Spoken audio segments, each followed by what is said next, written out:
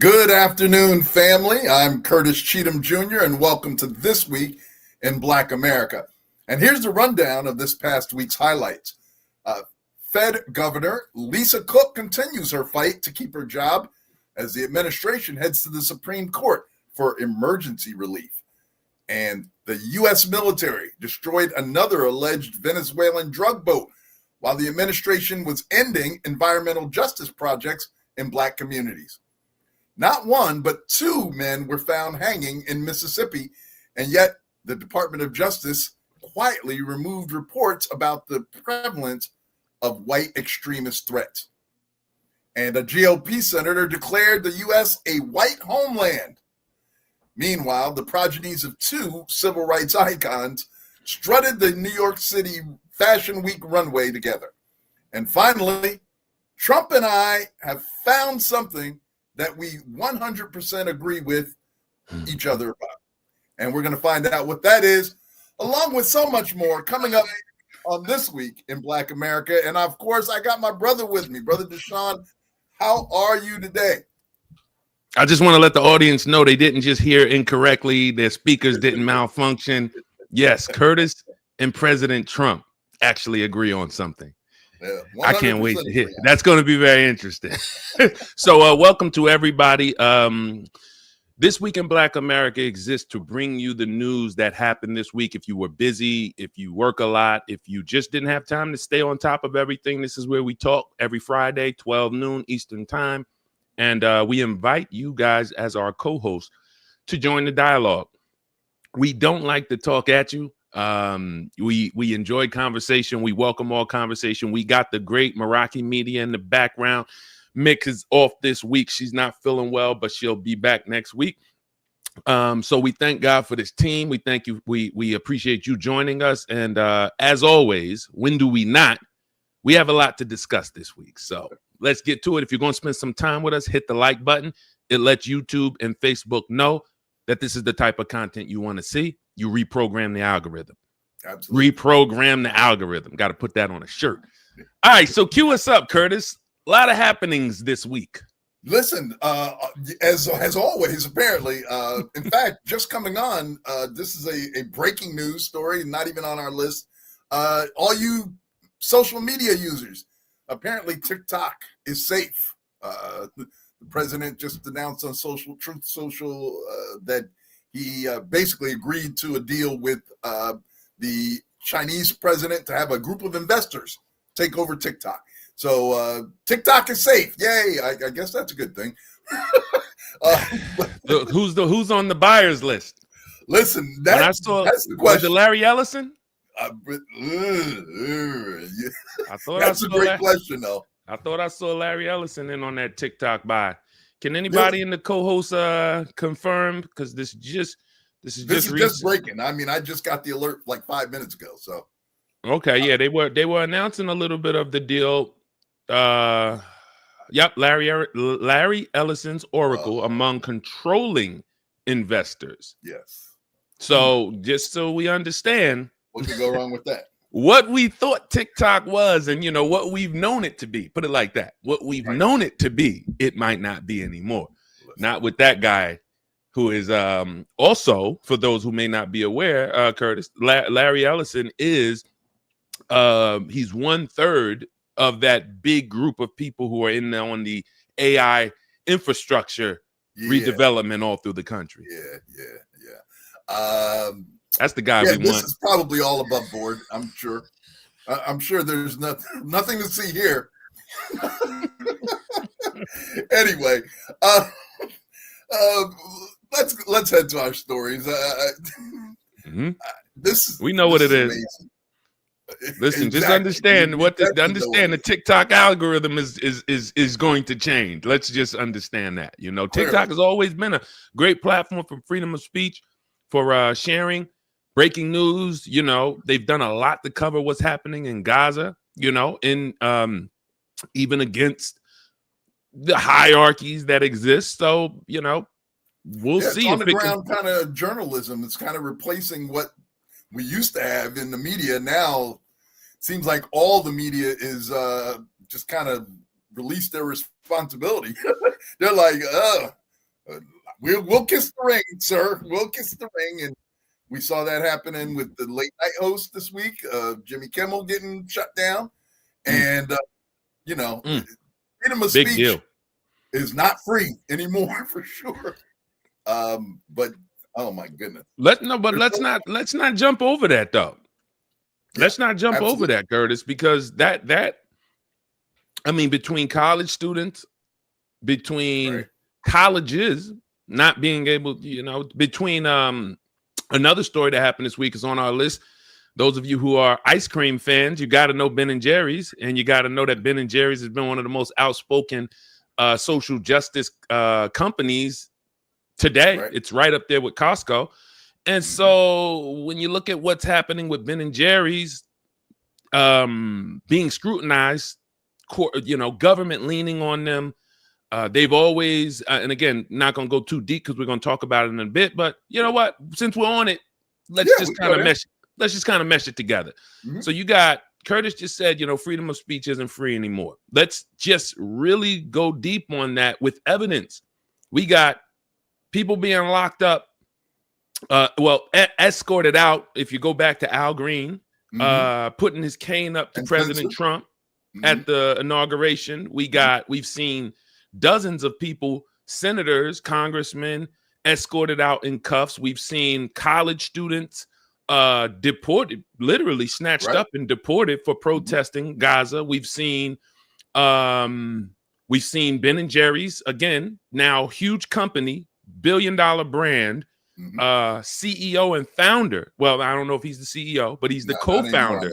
He's Jerry, just so you know.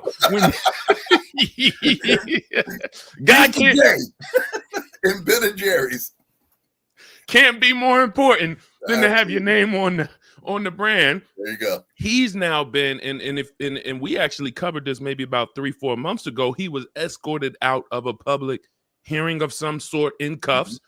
What more evidence do we need, Curtis, that in 8 months, freedom of speech in America is definitely not what it used to be. Clearly. And apparently the only one that can speak freely is the president. And he does so kind of haphazardly most of the time, it seems like. But yeah, you're right. Ben and Jerry Greenfield, the co-founder, says that he can't really say what's on his mind anymore. We saw this with I don't know if you watch CBS the morning show on Sundays. Very good show, actually. But one of their and one of the 60 Minutes producers, they made a big deal about it, like quit because the parent company at CBS was like kind of exercising too much editorial control, I think, if you will. So we're starting to see a pattern of this, and I don't think this can be good for our country. I mean, it's like the first amendment to the Constitution is freedom of speech, and that's not necessarily just being able to say whatever you want, but it specifically gives you the right to criticize our government without fear of reprisal. And that's the thing that we're starting to see go away. And that's the frightening part. Yeah, and that's a great point, Curtis, because sometimes you don't always understand what freedom of speech, what the true purpose of it was. Even, the origination of it was to be able to speak out against your government, if they started going nuts, like we're seeing them do. And even if you didn't like it, even if going back to any president, any administration you didn't like, you're in a country that you can speak out freely against the government without, retribution. Right. And it's not looking that way anymore. People are losing jobs. We didn't even, let's add Stephen Colbert. Let's add Jimmy Kimmel this week to the mix. These are comedians. Going after Fallon and Myers. He's actively petitioning for them to lose their jobs. He wants everybody to lose their jobs who's ever said anything bad about him. And that's pretty much the bottom line. That's a huge issue. And again, I didn't want, when sometimes things are said so plain and simply, we don't realize how serious they are. Okay, you have cancer. Oh, That's some serious words where everything changes when you hear that. But when you say freedom of speech is going away or it's gone, that kind of, yeah, hey, he's kind of just talk. Come on, it's not really good. But these are the signs, ladies and gentlemen. These are the signs. We are on a path to, I don't know when dictatorship starts and democracy ends. It seems as if we're there already. It seems we're walking that line. We have a incredible concentration of power in the executive head of state. We've never seen it. We've never seen it in this country where the Supreme Court, Congress, everyone pretty much is getting out of his way and just, you don't get me wrong, they put up a fight, they file a suit, but it doesn't take long. Some of these things, a couple days, couple weeks, maybe a month or two later, we find out that didn't stop what he was trying to do. Yeah. And if it continues this way, again, my fear is the midterms. I've said this. I don't think we see another president. I think the way it looks right now, he's already got it set up for Trump 2028. I'm interested in how you feel. I'm interested in how the co-hosts feel in the audience. It's already set up for Trump 2028. And it's not Trump 2028. It's just Trump, period. There's no, he doesn't foresee, I bet in his mind, he doesn't ever foresee another election. Now, I don't know, what is he plan on passing it on to his son at some point? The man is nearly 80 years old. He's probably going to burn it down. No, he's probably going to burn it down. But how long does he expect he's going to keep the job? Anyway. Trump is the type, Curtis, once he knows he's on the deathbed, he just presses all the self-destruct buttons. Like, just blows everybody up with him. Like, I'm out of here, and so are you. Yeah. So I don't think he's. But it's so sad. Right. It's one of those things where it'd be nice if it was a joke. But I don't see a succession in terms of, I don't see him prepping for a succession. I don't see the son speaking out at events so that they can gain and garner some of the popularity that he has. I don't see any of that to show that when I leave, hey, I'm all right, we're going to have a king in the United States, but that's going to be a lineage. It looks as if, hey, I'm just here to do as much damage as I can do while I'm here. And how long I'm going to be here. Like you said, the guy doesn't look great. Every week almost is coming out with a kind of new photo of his hand or his foot or his face, or it's just they don't know that evil lives forever. But I digress, as I sometimes am often want to do. But Anita in the building. Good to see you. Anita, one of our always faithful and entertaining and educated co-hosts. Today's the first day. She said today is the first day of early voting for the gubernatorial attorney general elections in Virginia. Okay. If you are in Virginia, get out there and fight. Get out there and vote. Thanks for the notice, Anita. Absolutely. We got a gubernatorial race coming up here in Jersey in another month or so.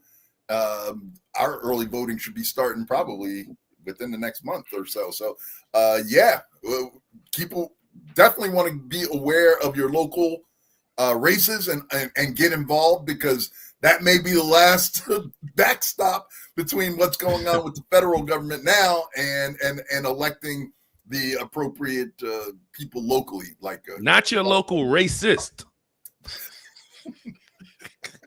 Not your local racist. You want to be aware of them too, though.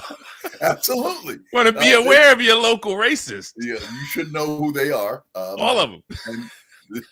And they're probably not too far away, frankly. But anyway, let's move on. What else we got? Yeah, let's move along. You can already tell that I'm in a bit of a foolish mood. It's one of those days. But what's not foolish is the Federal Reserve governor, Lisa Cook. We've been talking about her for a few weeks. First Black woman ever on the Fed board, the governor's board. First time in 112-year history that a president has actually tried to remove said governor from the board. And it's all going back to stuff that supposedly she did before she was confirmed, although she went through a very rigorous confirmation process, passed by one vote. You would think that all of this would have come out then, but now they're trying to reverse engineer her some sort of claim of fraud.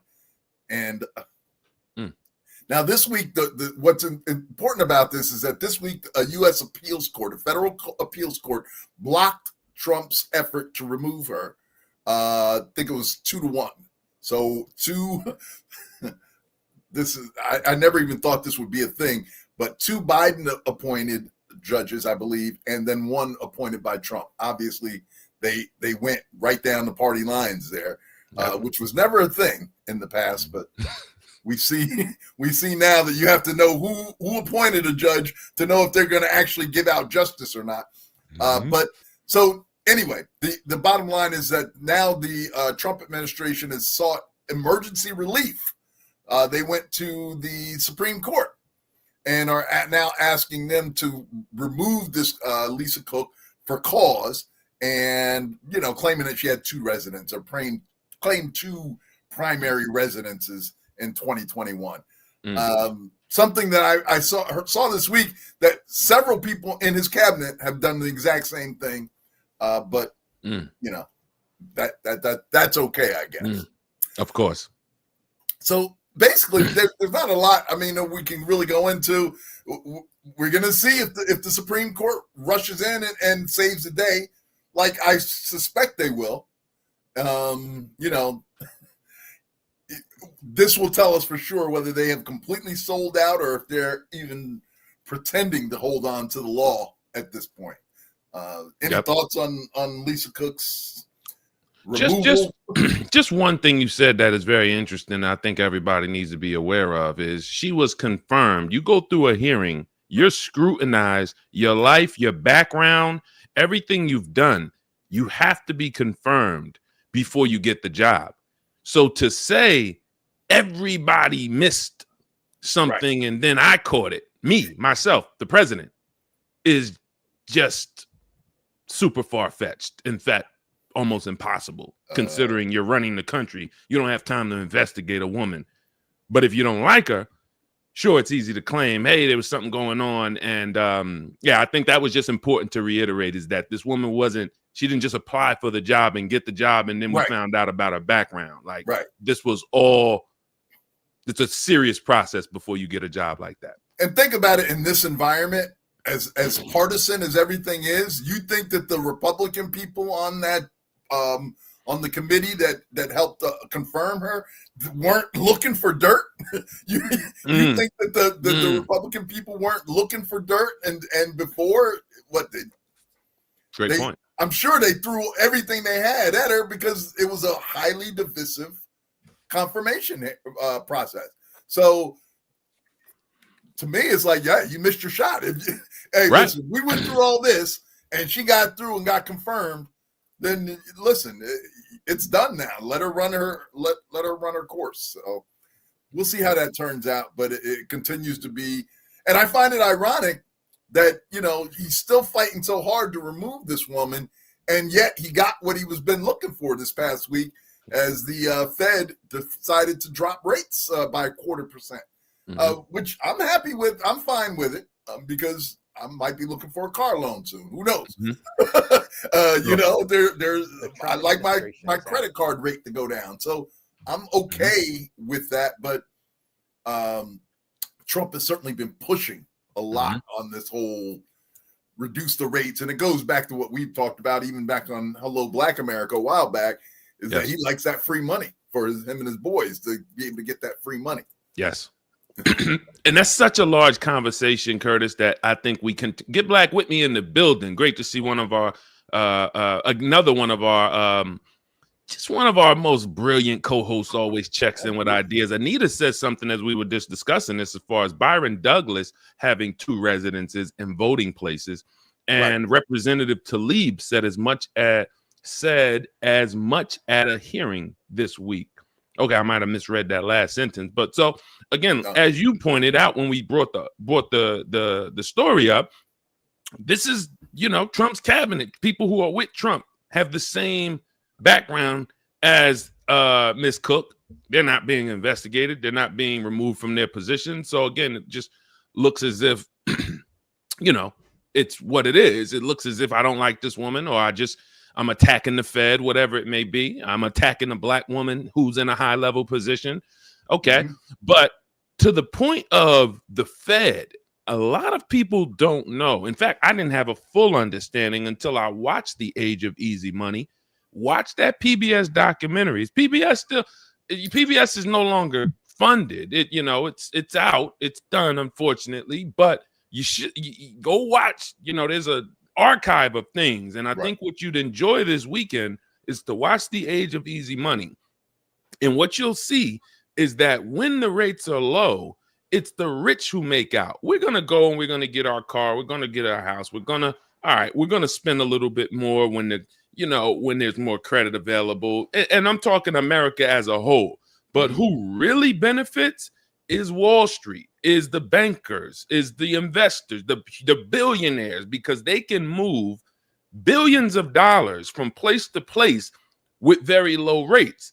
So I don't think Trump, and in fact, evidenced by kind of his actions, he doesn't care about what we do as Americans other than give them lower rates. Hopefully they'll spend more, and then I can show that the economy is growing a little more. But again, going back to what we've discussed concerning Chairman Jerome Powell's opinion on why he wasn't lowering rates, because it's not going to, you can't stimulate a fake economy. We've done it already. And he saw us do it. Right. We did not have a real economy in 2019. Let's go come out of COVID. Now let's go. Where do we go? Matter of fact, let's go first Trump term. First Trump term, you got President Obama's economy, but you had super low rates, and what you did not have was real growth. You had a couple companies launch. Don't get me wrong, but look at what we built. And we talked about this on that episode. What did we build? You only had a few companies launch. If you didn't see an expansion of growth in your neighborhoods and jobs and factories and manufacturing, all things that in government jobs, where we again, another point is what they should have been doing, what Trump should have been doing with the money when there was pretty much no interest on the debt.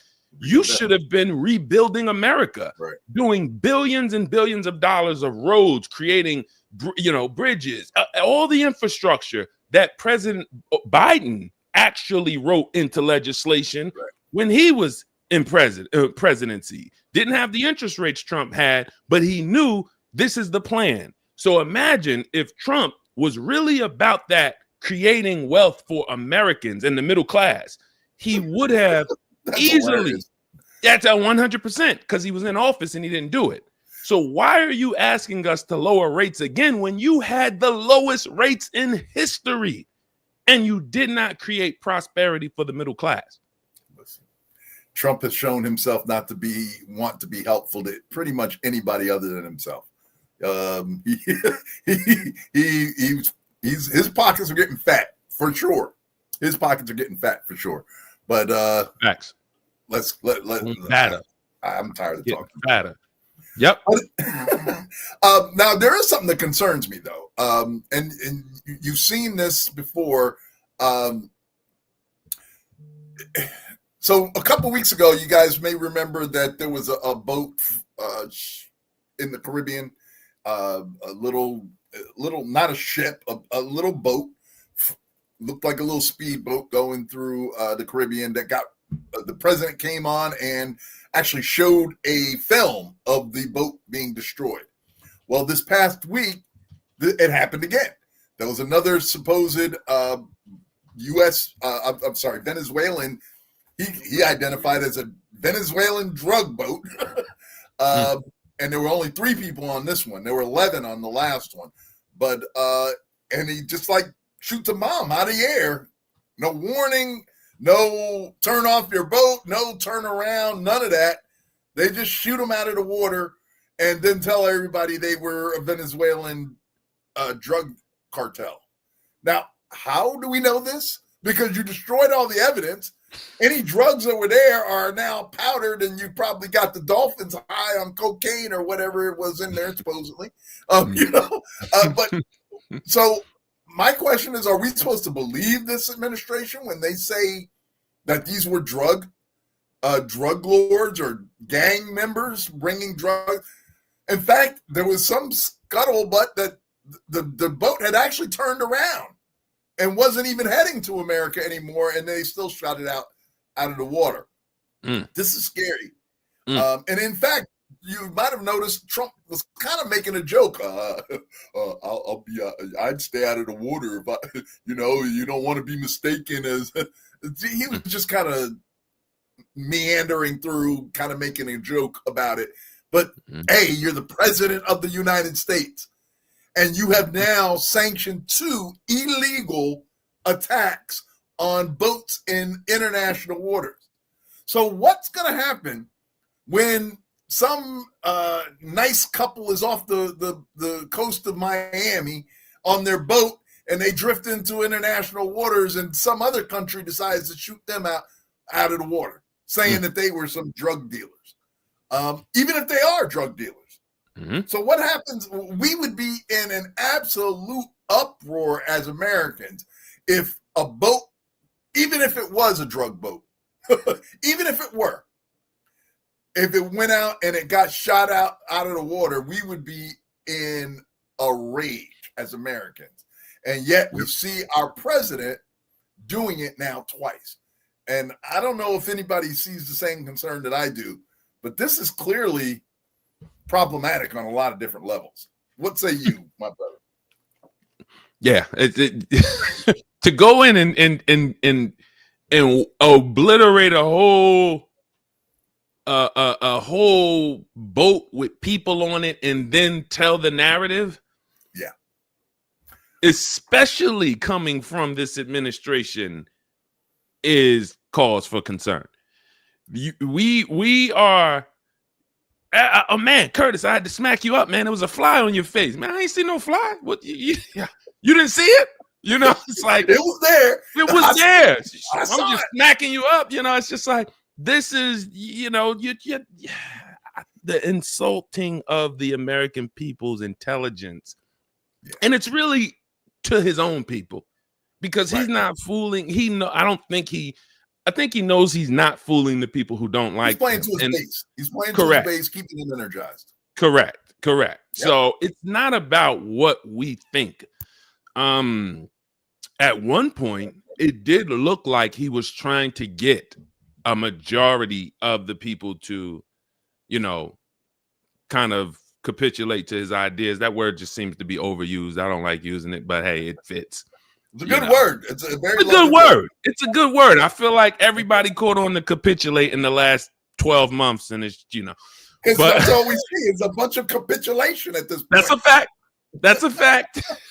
The word of the year is capitulate. So, I forgot what I was saying on that. I just don't think. I don't believe that anything that the administration is doing is. Oh, that's where I was going. At some point, it looked like he wanted more people on his side. It looked like, okay, I'm gonna, let me work to kind of win some more people over. And then it just seemed like somebody told him one day, we don't need anyone else to like us to accomplish our goals. He said, like, he's like, wait, not one person? No, we got enough. We got everything we need for the next 5 years. Well, what if we lose some people? Doesn't matter. And that's just like gloves off, because at some point it became, Are you seeing what's happening? Are you seeing the markets? Are you feeling the tension? Grocery prices, everything that Main Street is talking about, it just became the things that was like you ran on: economy, safety, making sure we were safe, making sure, it was no terrorists, all of that. It just seemed like, nah, we rolling now. We doing what we want to do. We got everything we need. And so it is, and you got the biggest military on your side. So if you're the biggest, if you're a, and I can't say a bully, because a bully that really probably can't fight. So so you can't fight, but you just so happen you got a bunch of boys behind you. Bunch of them, the biggest group. Yeah. Somehow you lucked out and got the biggest group, baddest group behind you, and they got to answer to you. And that's what we're seeing. Yep. Let's blow people out the water. Let's scare them. Don't be in our water. Hey, don't be in boats. What is this? The thing is, they're not in American waters. They're in international waters, and so I can definitely see an international incident coming at some point if this sort of reckless behavior continues, and it just doesn't even match up with what we as Americans espouse, what we believe in. Due process.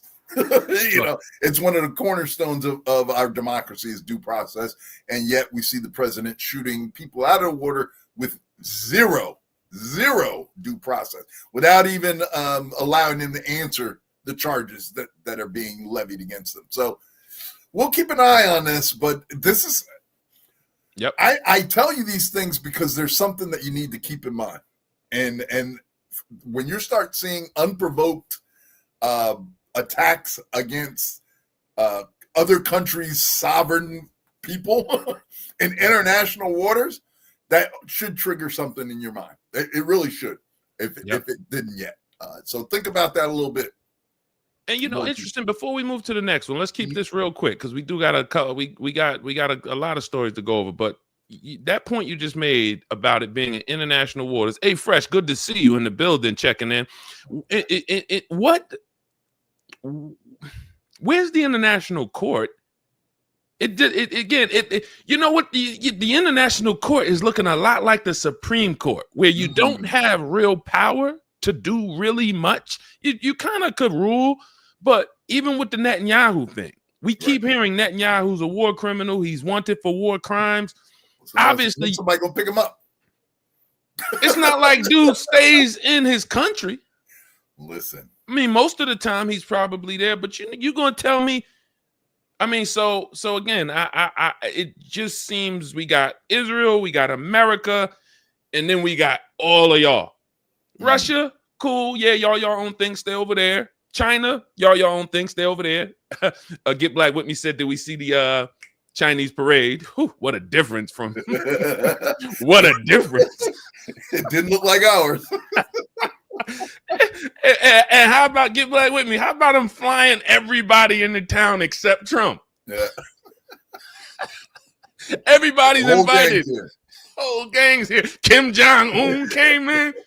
He came later. They're like, yeah, we're waiting for Kim Jong-un to arrive. He comes. All the authoritarian leaders except Trump. Facts. Oh, well. Something's up when the authoritarians don't like you. There's something different about you, bro. Yeah, you stay over there. So, yeah, that's all I got. This is hilarious, but it's not. It's sad all of it at the same time. What's Anita got? The Georgia and reality show. Yeah. Oh, that's right. Chrisleys. Yep. Yeah, he did let the Chrisleys out. That's a good point. That's an excellent point. And they had all types of real estate and mortgage fraud related charges. And I don't know if it was tax or mortgage fraud or both.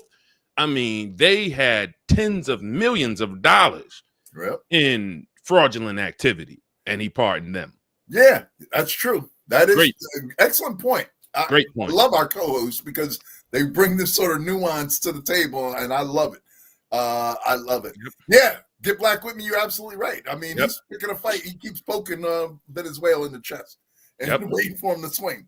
And so he can do something else even Yep. more nefarious. I wouldn't be surprised, Curtis, to you know, to piggyback on kind of what you were saying about shooting people out of international. What if he just starts taking over these small countries? Like, I mean, these sovereign countries. Like, you know what? You got something I want. Our military is bigger than yours. We're just going to shoot at you, and we're just going to kind of, you know, try to intimidate you into, you know, making a deal with us. And that deal, we already know what type of deal that is. One-sided deal. So we can't put anything past this administration. Absolutely. So a year from now, it is very likely, again, I told y'all, if he's who the scripture says he is, he's going to take over other countries. He's going to expand his territories. But to see it being done, if he just starts again, Gaza's his. He already said it now. So, you know, again, that's really all I got.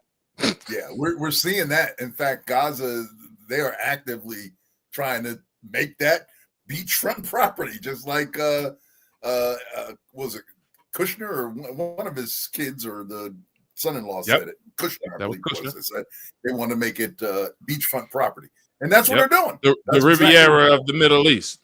Yeah. So you know there's going to be a Trump property in Gaza in the next 5 years, more than likely.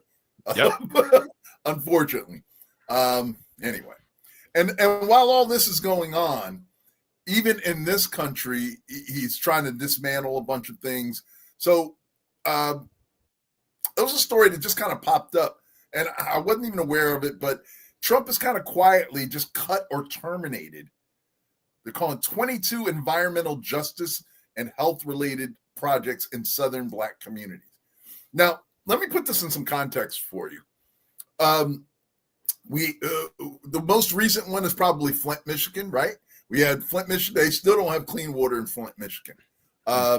Jackson, Mississippi, same thing. The water, terrible. Infrastructure, terrible. And what we had is that over time, that there have been these projects that have been put in place to sort of repair some of this environmental injustice things that have been going on in Black communities. So there was a $14 million sanitation upgrade in Alabama that they just cut out. Now, Alabama, correct me if I'm wrong, didn't the state of Alabama overwhelmingly vote in favor of this president?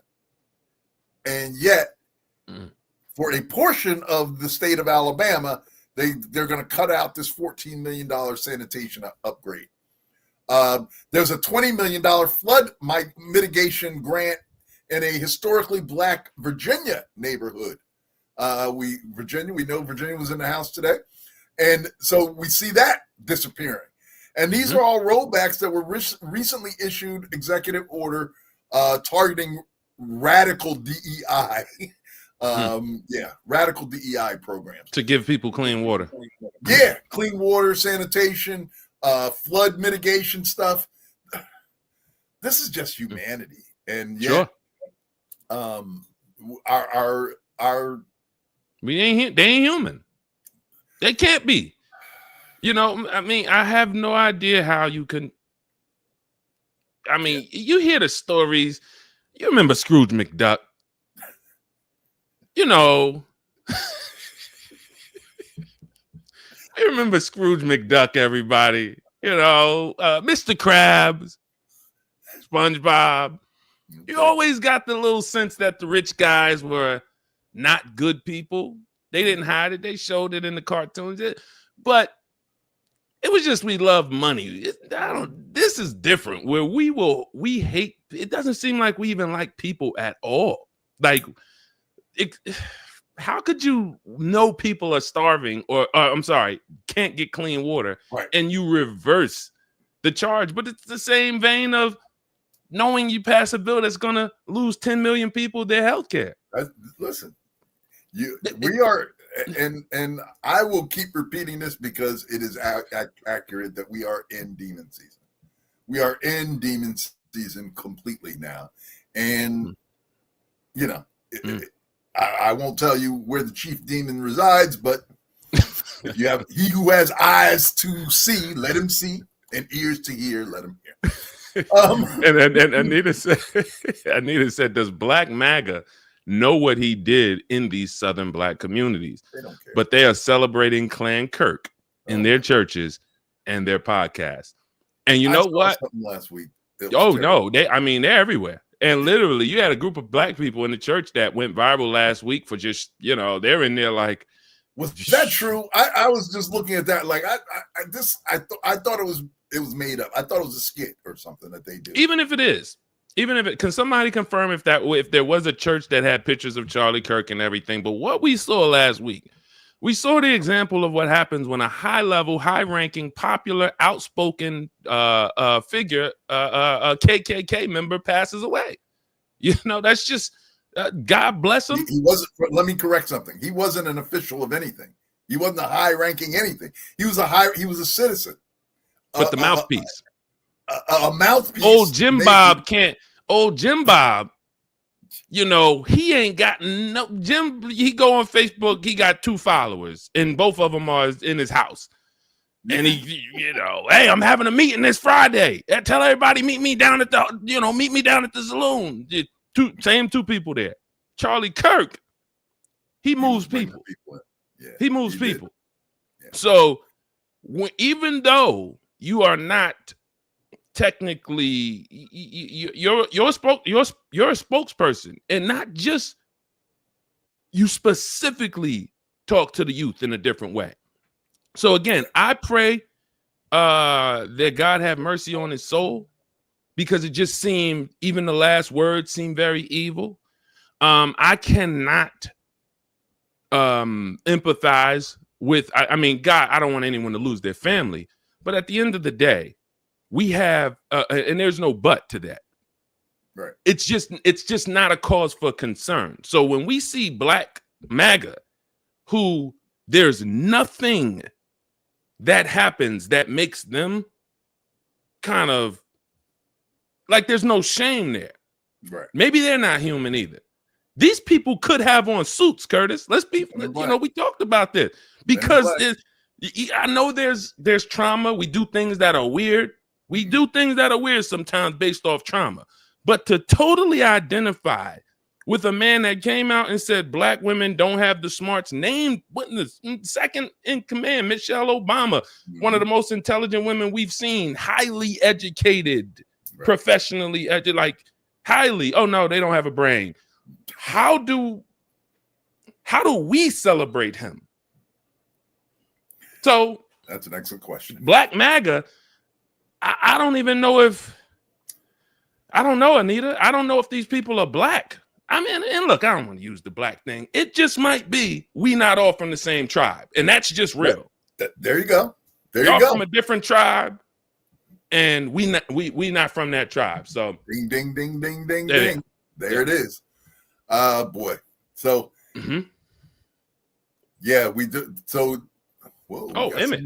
Yeah. Go ahead, Curtis. No, you caught it. Emmett Jones in the building. What's going on with you? Please that's the next story on the list, actually, Emmett. So we'll get to that in a moment. Let's go. Welcome. Has anybody seen a picture of the Pennsylvania man who killed those troopers? No. Yeah, I did. You did? Yeah. And he lacked melanin, as you might have imagined. But yeah, that was a tragic thing out in Pennsylvania. And again, we're not seeing the reactions that you would expect. A white guy goes out and kills 3, ends up killing 3 police officers, injuring 2 others who were seriously injuring 2 others.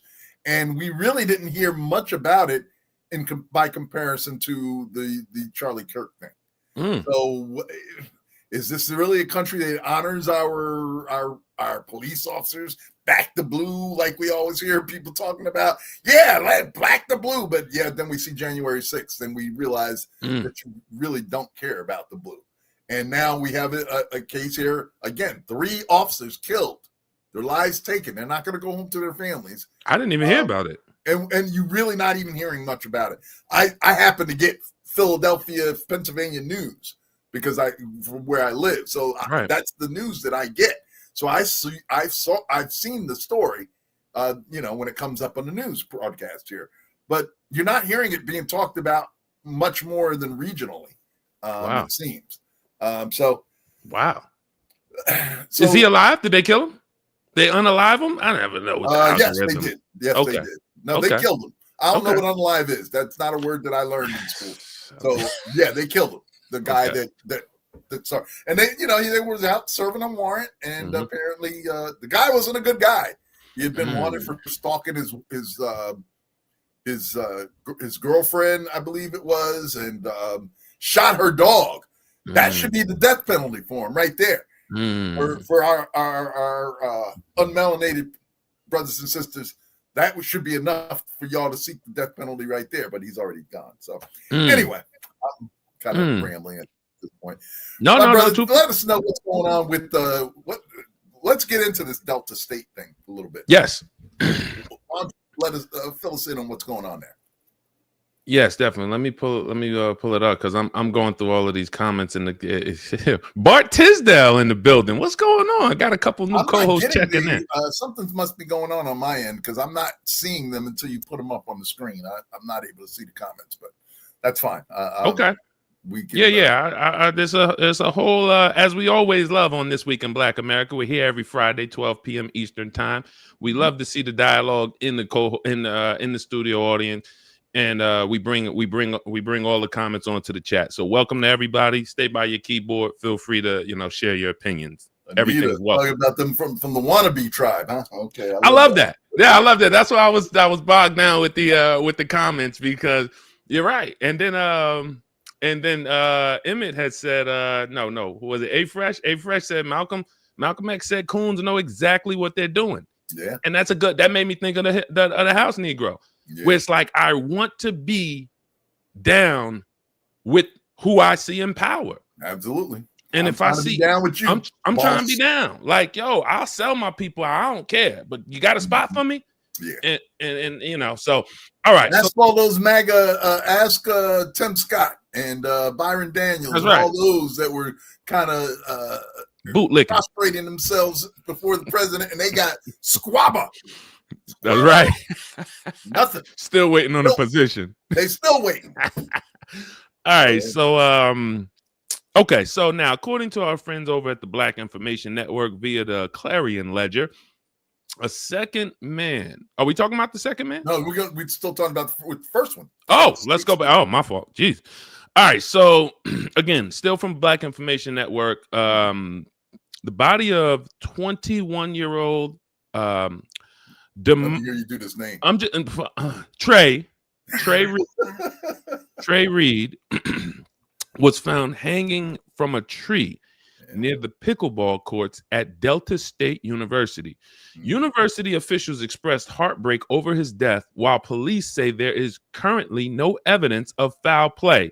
Release the body cam footage of our boy, our brother from Alabama, please. Yes, I'm just please. gonna always use any opportunity I can to.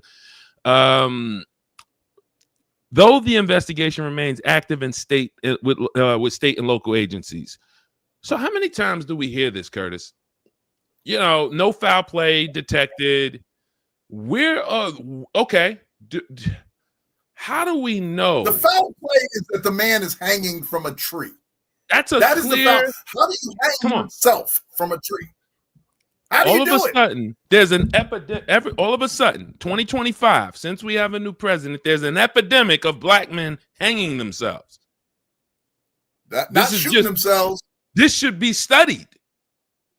If it were true, it would be studied. All of a sudden, 2025, black men decide we're no longer doing pills or any other. We're going to actually go back to hanging ourselves. Come on.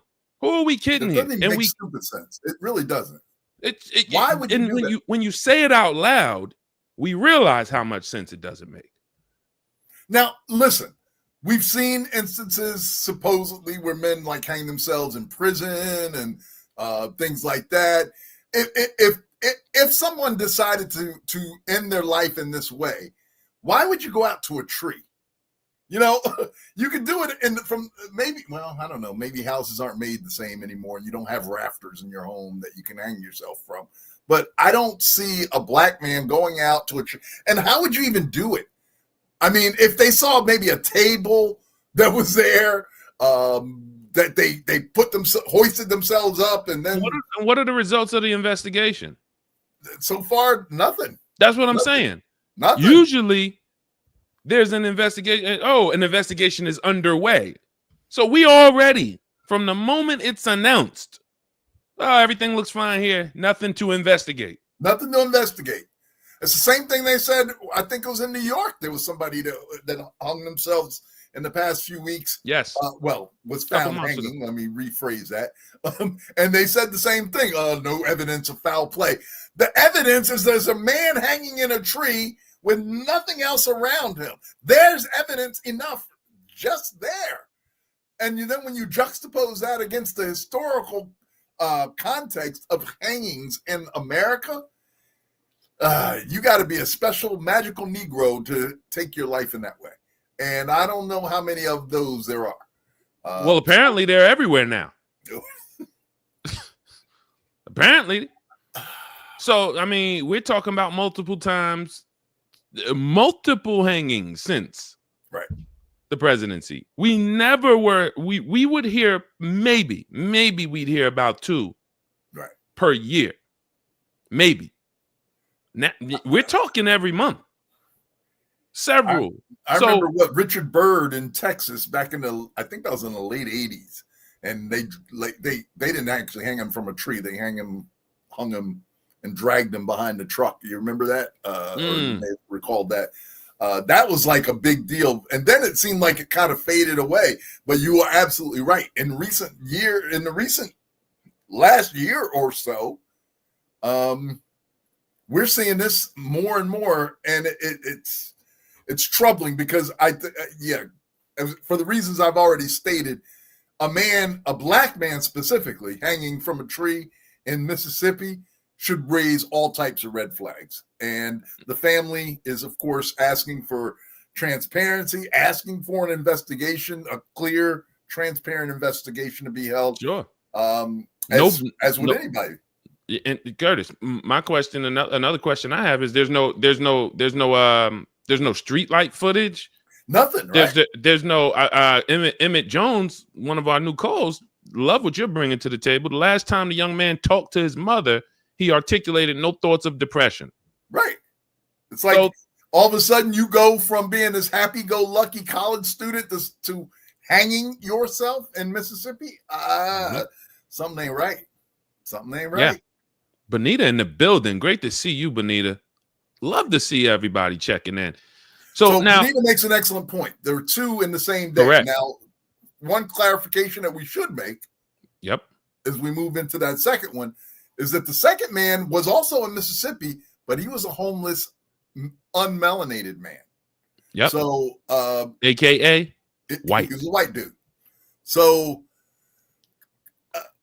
I mean, the same sort of concerns should come to mind. Yep. Even a white dude is not hanging himself by himself in the woods. I mean, correct. Now let's go deep on that, Curtis. So if there was no cause for investigation when we found the black man hanging, we find another man hanging. That doesn't create, I mean, there are shows like True Crime and, The Wife Did It. And I watch my wife watches this stuff. So I'll tap in every now and then and see what these detectives be thinking about. This would alert any basic first day detective. First day. Right. Wait a minute. We got 2 of these? Even if we thought the first one was no foul play, the second one creates full investigation. Maybe we got some serial hangers. Something. Maybe the Klan was in town that week. Well, it's Mississippi. The Klan's in town every week. But anyway. The Klan's in town. The Klan is in town. The Klan's always in town. Right. Heck, the Klan's always in town in New Jersey. Who am I fooling? So anyway, listen, this country has a certain history of it. And as much as the powers that be want you to forget that history, it exists. So none of this happens in a vacuum. And when you see a black man specifically in America being hung or hanging from a tree, automatically it in my mind, it should automatically launch a civil rights investigation, a federal civil rights investigation. They might have hung. I'm sorry, go ahead. No, go ahead. Finish. They might have hung the white man to cover up for the black. Woo! You done said something there, boy, because he was just homeless, right? He didn't matter either. Right. He didn't matter to the powers that be either. To them. So maybe, okay, we kill this black kid. We know they're going to come looking for us. Yeah. You know, maybe we need to, you know, I don't know. Let's listen. That's a theory that could have some legs because we wouldn't, if they find a white guy hanging, then they're not going to think this was a racist thing. Right. They're not going to think we hung him because he was black, because they'll see the white guy hanging and be like, well, maybe it'll throw him off our trail. You know, these guys are idiots. Yeah. So these guys are not smart people. They don't come up with good plans. No, listen. Far too often we have lazy police work in our country where we, you know, they see a set of quote unquote facts or a set of events, and then they draw a conclusion, and then they set out to try and prove that their conclusion was true instead of actually investigating. So, you know, unfortunately, we have too many of these cases where people think they know what happened. And rather than investigate, they just kind of craft a narrative and find stuff to kind of support what that narrative was. So, yep, well said. That's well said. Frightening. Well, prayers out to the people in Mississippi that justice does indeed take place. That the family of Trey Reed gets the answers that they are desperately seeking, because they're not an American family. If I understood, he was from, I don't know, he was from the Caribbean or somewhere, but he came from another country, and they entrusted their son to be educated here in America, and unfortunately, he's not going to make it home. So there certainly should be something done to try and uncover what actually happened. We don't seem to be too worried about that far too often when a black life isn't concerned. But anyway, maybe the white homeless man will spark some investigation. As you know, Emmett Jones just said, like, looks like a serial killer. Like, kind of looks that way. All of this should be like, we need more resources. Let's find out what just happened here in Mississippi.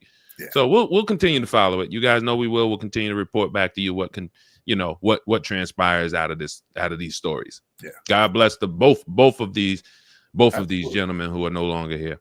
Yeah, bless their families and hope that that justice does come about. What's Anita talking about here? 13 homeless souls were shot at a homeless camp in Minnesota days after the Fox News host Brian Kilmeade, his real last name, said homeless people need to be killed. Whoa. And guess what? He still has a job. Wow. You up on this, Curtis? I'm not. That is the first I've heard of that. Anita, thank you. But I will be looking into that for sure. Wow. I've heard the guy's name, Brian Kilmeade, before, but I usually try and stay away from those media places. Yeah, check this out, Curtis. I just pulled up. So this is crazy. 13 injured in 2 separate mass shootings in Minneapolis, homeless encampments. Wow. So specifically went into homeless encampment. And then this other article from the Milwaukee Journal says national TV host calls for killing vulnerable people and apologies not enough. I was troubled by Fox News's Brian Kilmeade's recent on-air remarks suggesting that homeless people should be given involuntary injections and to just kill them. His later apology does not erase the impact of such words. Wow.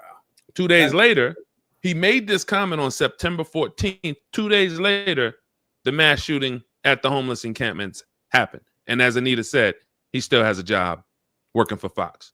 Demon season. Demon season.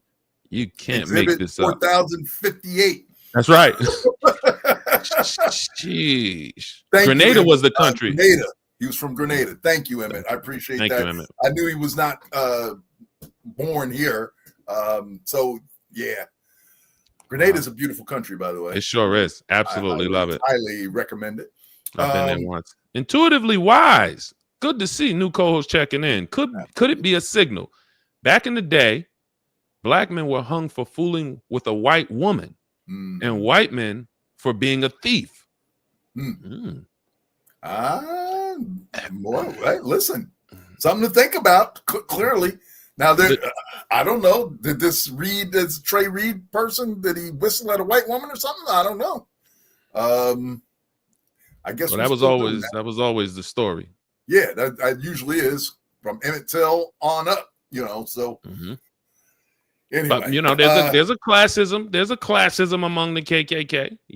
They don't like all whites. That's true. That's always true. Been the case. They don't like all whites. So it very, very well may be. Emmett also said, "Yep, Jimmy Kimmel got canceled, but Kill Me's still on the air. Does not. Yeah. You cannot make this stuff up.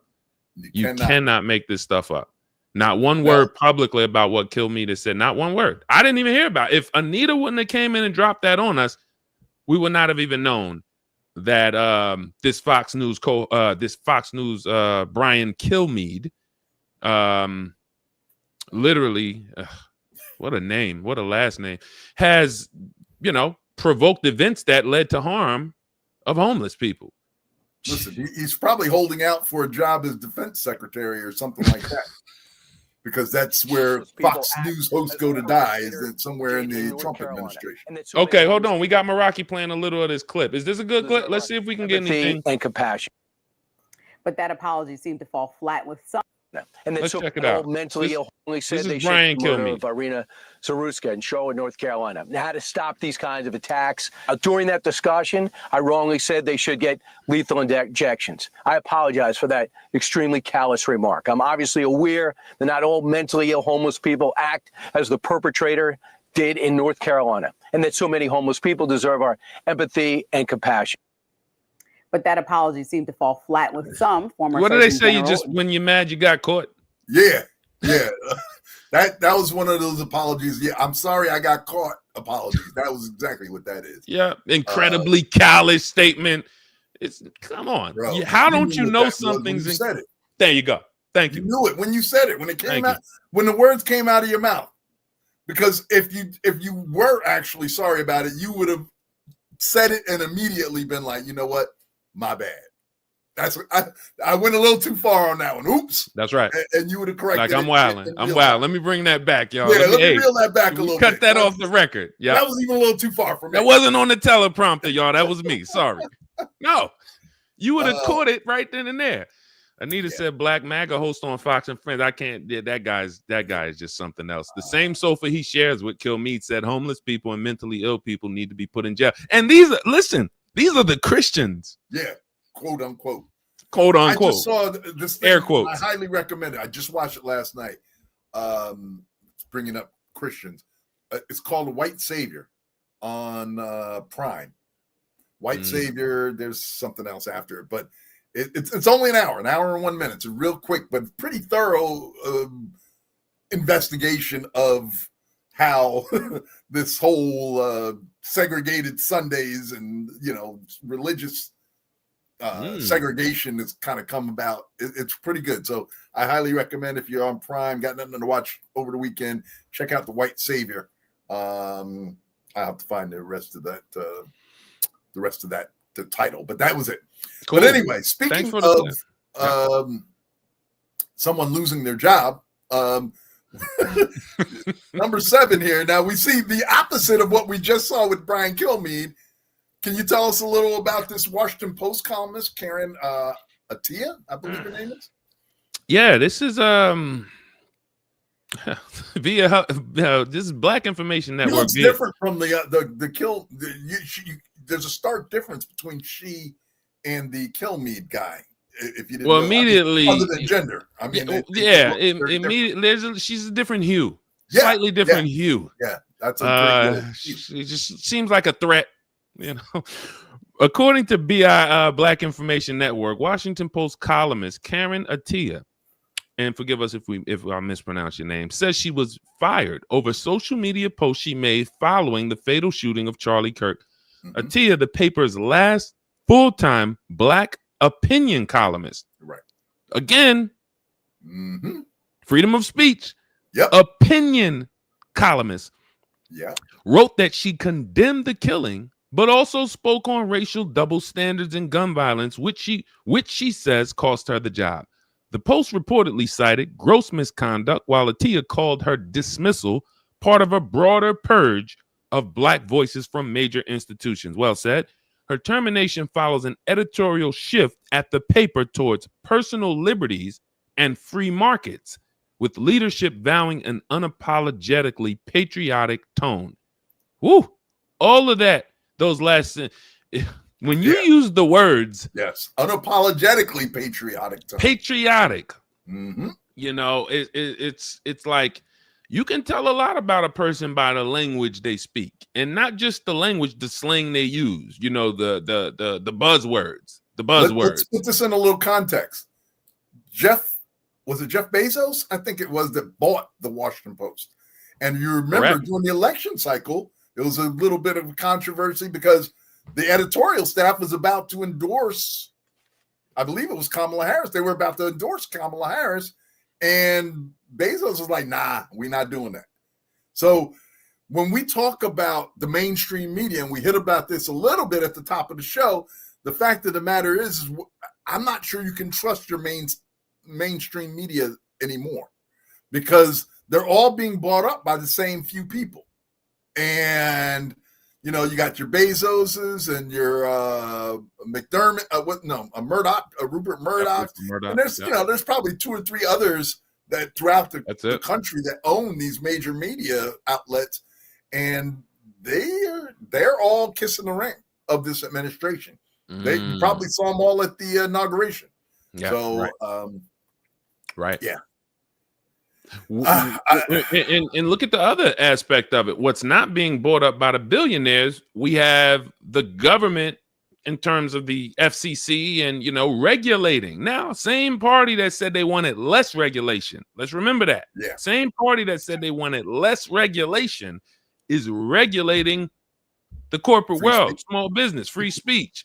You know, what your company believes in, what your company promotes, what your company endorses, who your company stands by, sides with. What your university can teach, who they can teach it to. All these things under the unregulated government that we want to see. We're regulating. That is an excellent point you just made. Excellent point is that, you know, the Republican Party is supposedly the government, small government. No regulation or less regulation. It's been that way for years. And yet here we are. They want to regulate what you say, everything about the most intimate details of our lives, apparently. So the hypocrisy is out of control. It is out of control because, again, the Republican Party traditionally was the party of free market, constitutional part, like, you know, constitutionalists, so-called, like, everything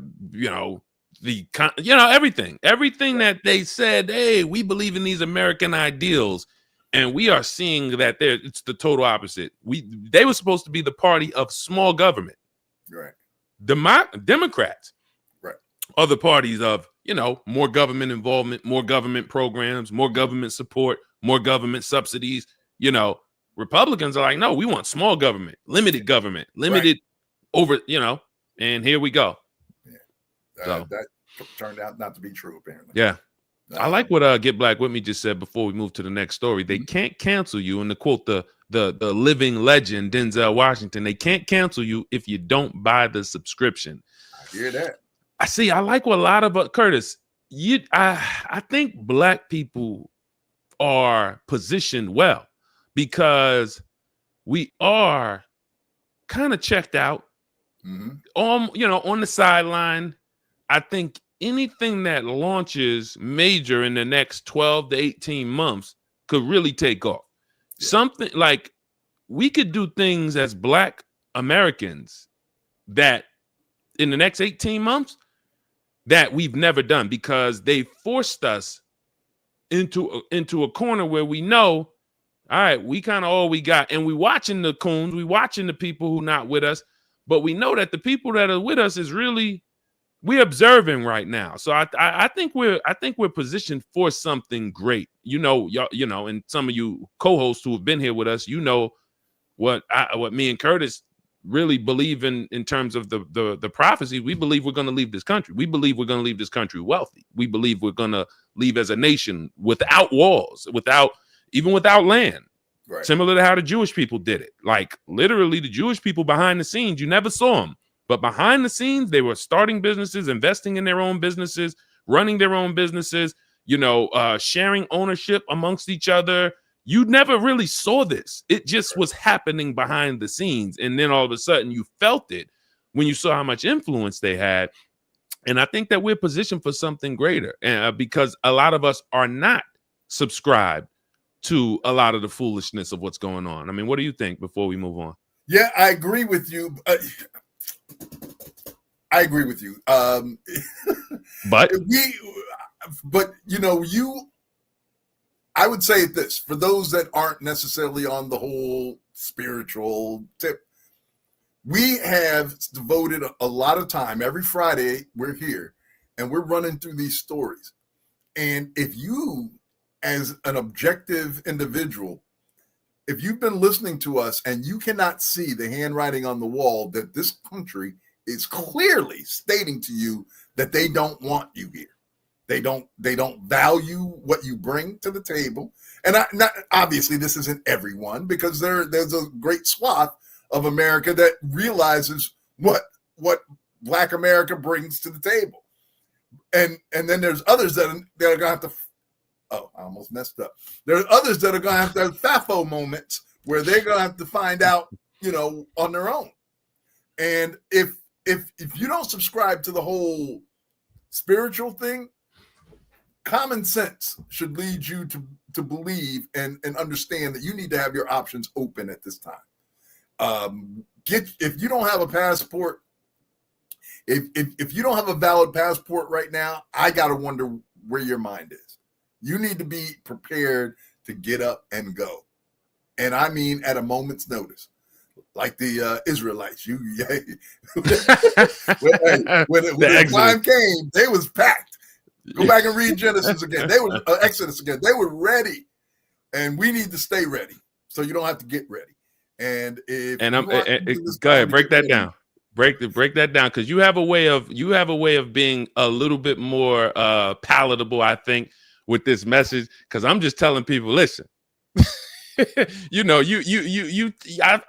feel like, Curtis has such a nurturing voice, that fatherly bedtime, let me read you a story, and you kind of receive it. So I like when he goes and just, because that's my plea. My plea is that everyone will see, and maybe it's midterms. Mm-hmm. I'll give you latest till midterms. I'll give you latest, and I mean the day it's announced. But the day it's announced, your prayer life should go way to another level, because that's when we are going to see if the hypothesis that I have that this whole thing is prophecy and that the United States is the Babylon that the Bible wrote about that will be like Sodom. We're going to see that. If something happens with those midterm elections, if we don't go in there and we go out and we know there's millions of people going out to vote on midterms. We don't even have to wonder at this point if people are going to be out in those voting booths. It's probably going to be historic numbers. Yeah. So if the outcome is tainted, that's when it's time to go. That's when, again, we talked about this previous shows, Curtis. I think that's when we see the Civil War. That's when the first, and, if you want to hang out until then, and all right, that's when I'm going to go get my passport after midterms. Okay. But you may not. Now, you listen, if you're not ready now, I fear for us. I really do. And I have a daughter that's of age, and I keep telling her, go get your passport, spend the whatever it is, $100 that it costs you. Go, and listen, stop going to Starbucks for a couple weeks and go get your passport. Keep away from McDonald's or something and go get your passport. Do whatever it is, because You need to be in a position to have options. And now Black folks are extremely resilient. And one of our co-hosts just put a comment from Dick Gregory up here a few moments ago. Yes. That, this whole Trump stuff ain't Black folks' business. And that may be true. We are resilient. We've been through this stuff before. We've done without before. Mm-hmm. We've learned how to make take pigs' intestines and make chitlins out of it. I do not subscribe to chitlins. That's not my thing. But the point is still valid. Good point. Yeah, is that when you give us the scraps, we figure out how to make the best out of it, and we've done it. We have a history of doing it, and unfortunately, if we have to, we'll be able to do it again. But the fact of the matter is that you need to be ready.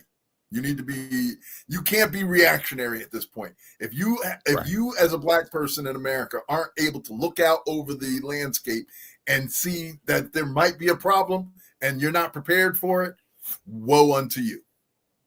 Woe unto you. And we don't want that, which is why we will be announcing at some point. We don't know, something we've talked about for a long time, a show called The Chosen and the Called.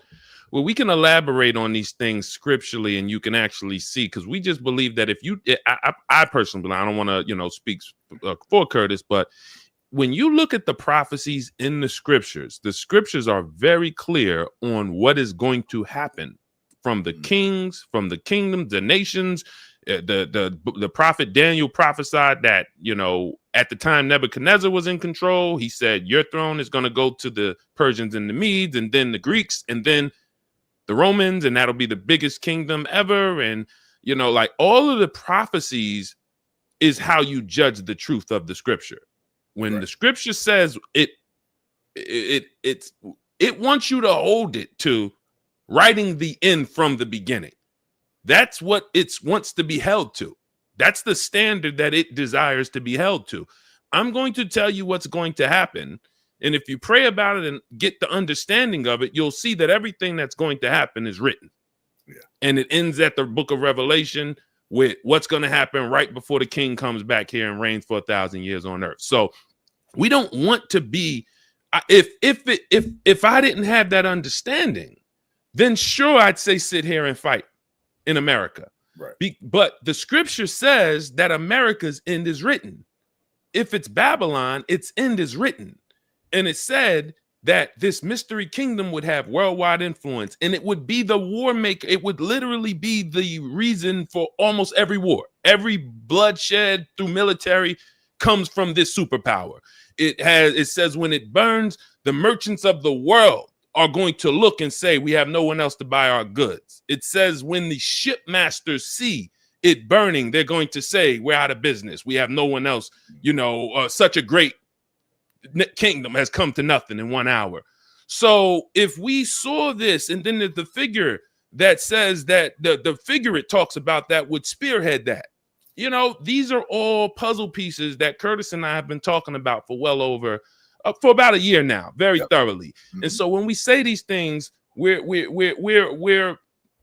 telling you that the midterm, Emmett, you made a great point, if there even is a midterm. So that's the indicator, I think. If you don't get nothing else from God before then at least remember that, hey, Curtis and Deshaun is kind of giving me the litmus test is those midterms. And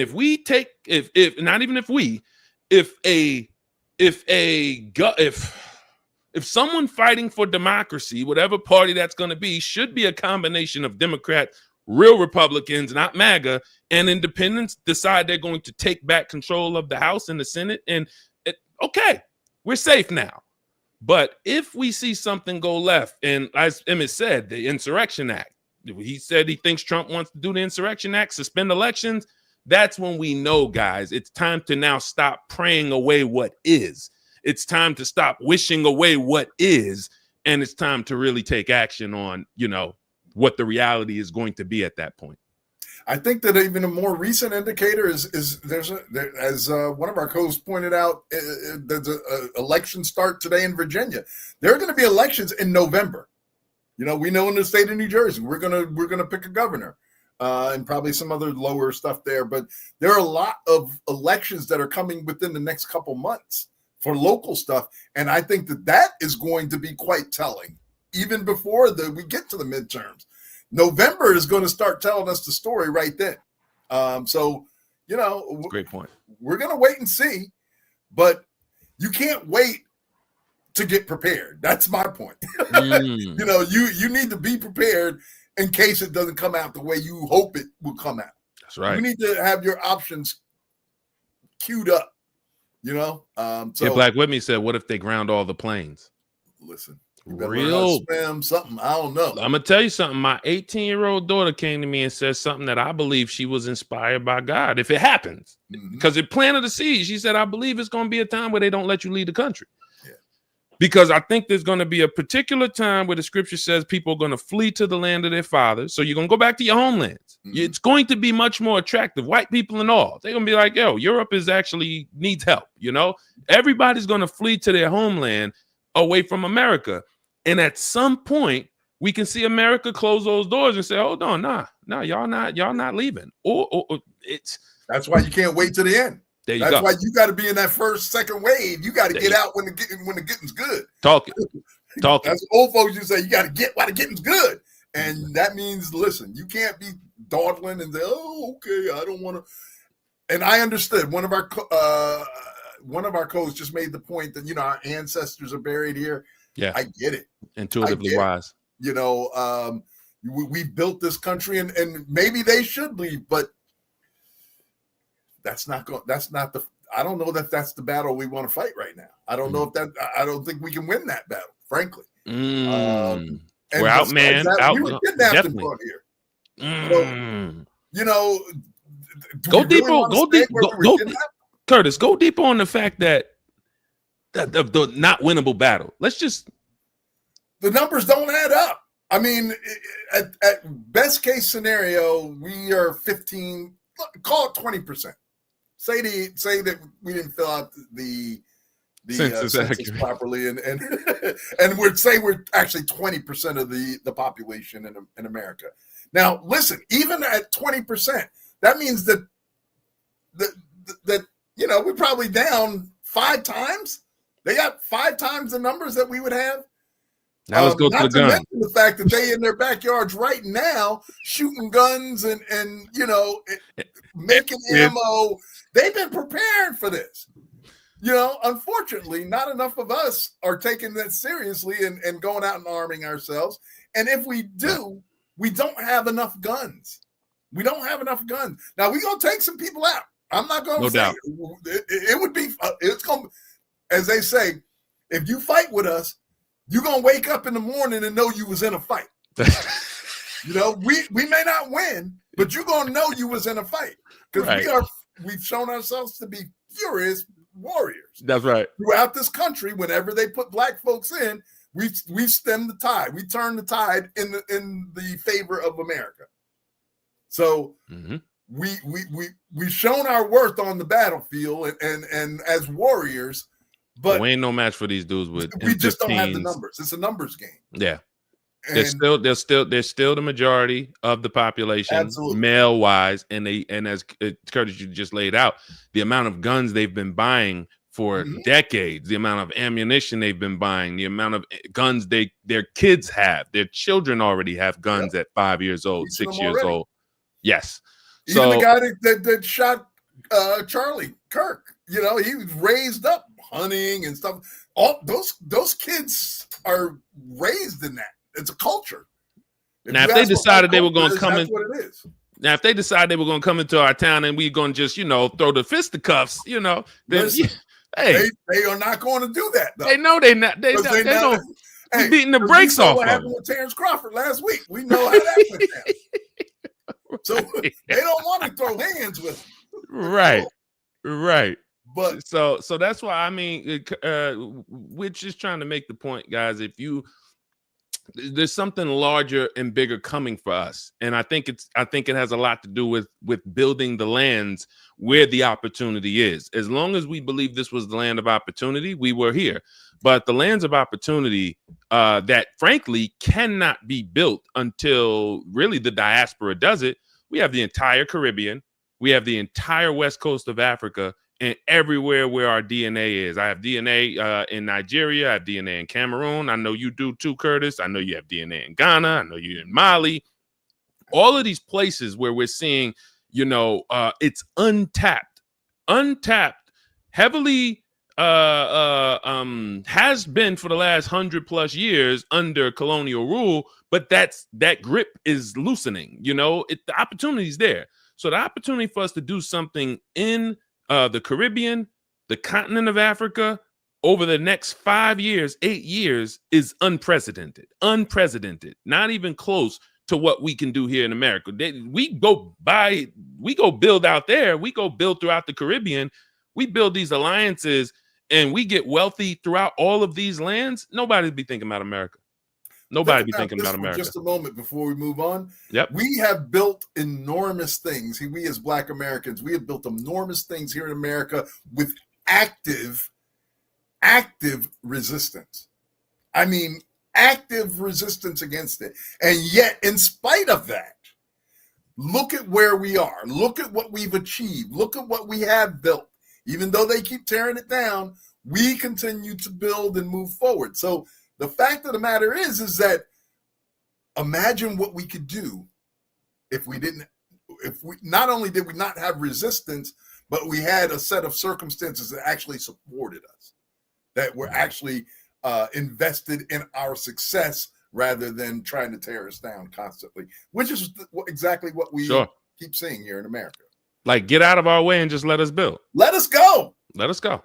We've shown ourselves to be quite capable. Yep. Anyway.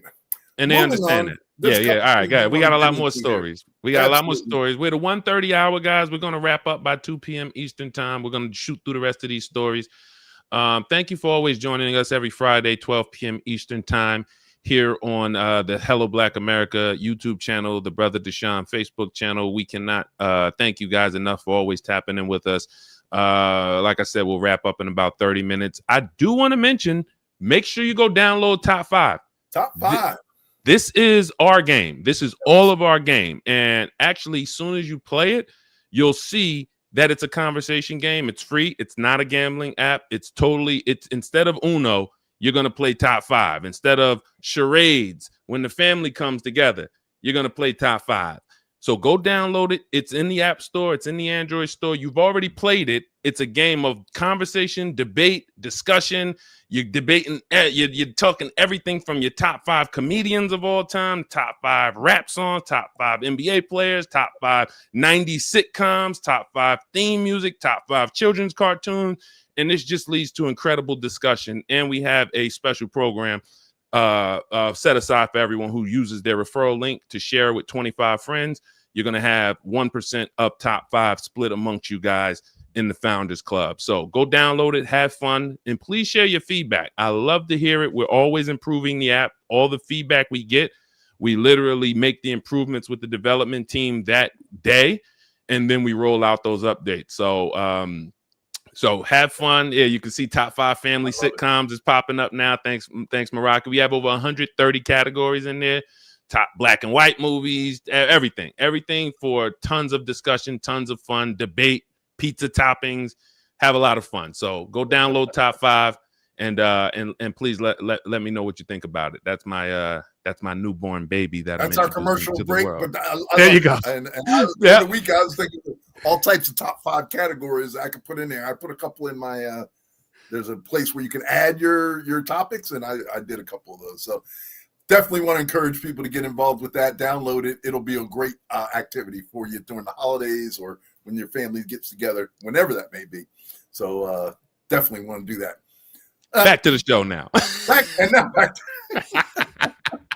So I don't know if anybody realized this, but there was a report that was generated last year from the Department of Justice that basically said what we pretty much already know, that there is a proliferation of white domestic terrorist and extremist organizations in America, and that is basically the biggest threat to American society at this point, is the threat of domestic terrorism and extremism. And this was not a small study. This was a Department of Justice study, and what we find is this week, kind of coincidentally, that study that was, like I said, well published and made available last year, just kind of disappeared off the Department of Justice's website. Now, this in the wake of the Charlie Kirk killing, and I guess maybe the administration is trying to combat the narrative that maybe that this is the president started talking about the fact that this is the leftist, the rhetoric from the left, and all that sort of thing, which the former President Obama called a travesty, I think. But he goes in, and we'll talk about that in a little bit. But we have this is evidence, if you will, brother, that it's not the Muslims, it's not the immigrants that cause us the biggest danger or that pose the biggest threat here in America. It's these homegrown white boys, terrorists that keep, that the KKK still exists. If you haven't figured that out, they're still around.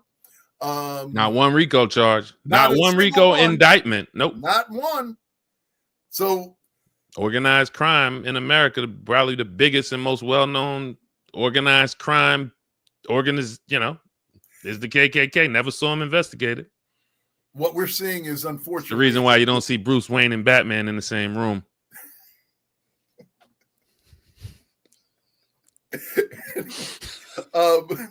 Listen, what we're seeing, unfortunately. Sorry, I'm sorry, Curtis. I know I threw you off. Sorry.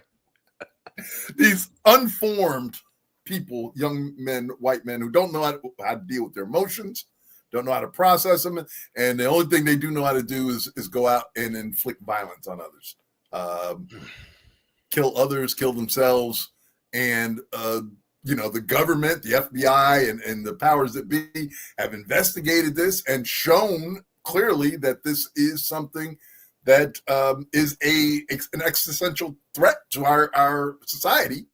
Yet we have this administration kind of sweeping that under the rug. Nothing to see here.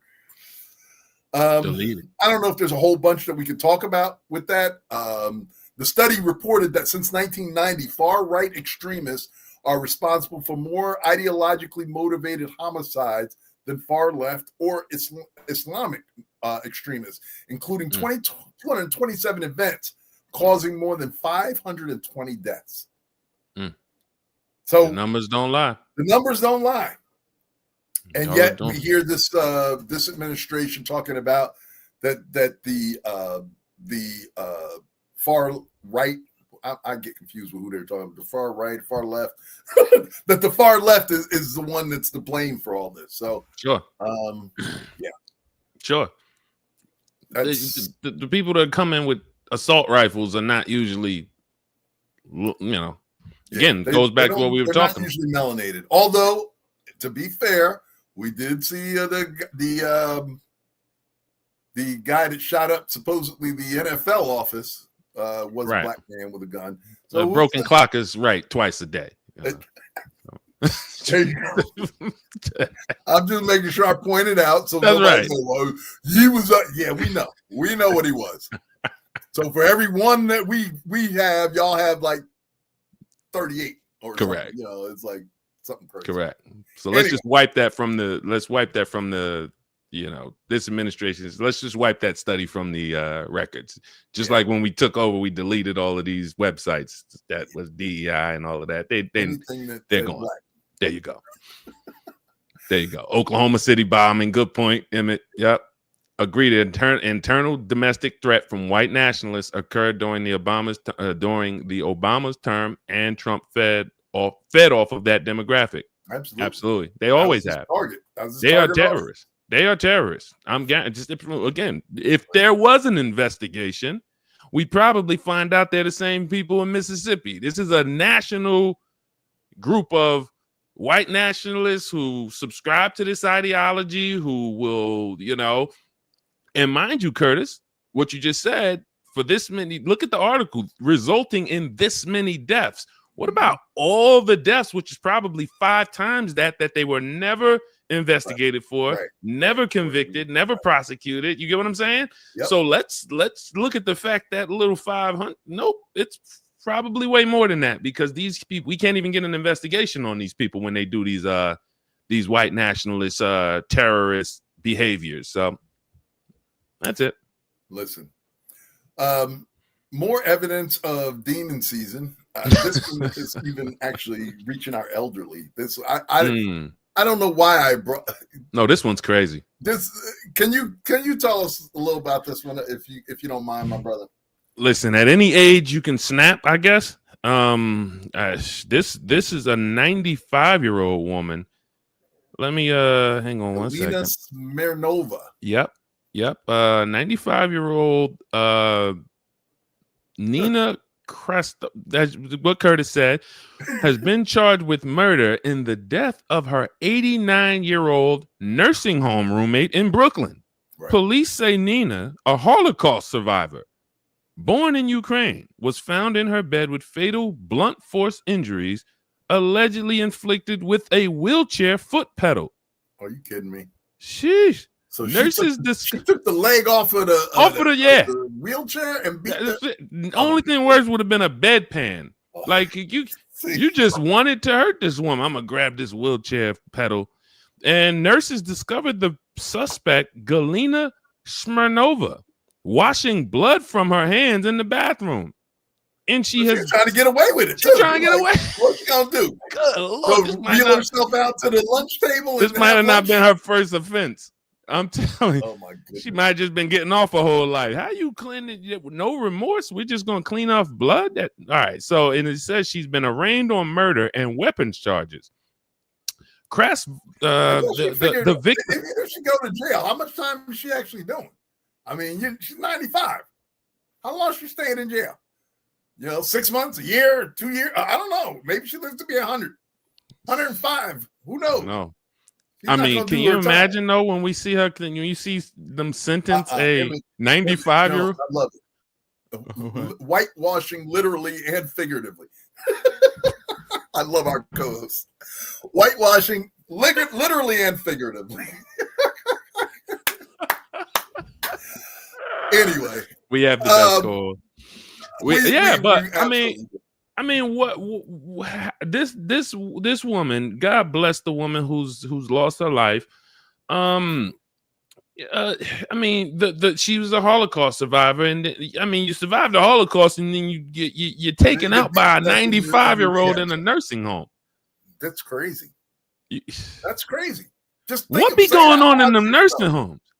What you say, Kurt? In the nursing homes? Yeah, what's be going on? We might need a reality TV show because it's some. I can't because I'll go into some jokes and I don't want to do no job. A woman's lost her life. It's a sad story. Seriously, though. It's a sad story. There's some things going on in these nursing centers.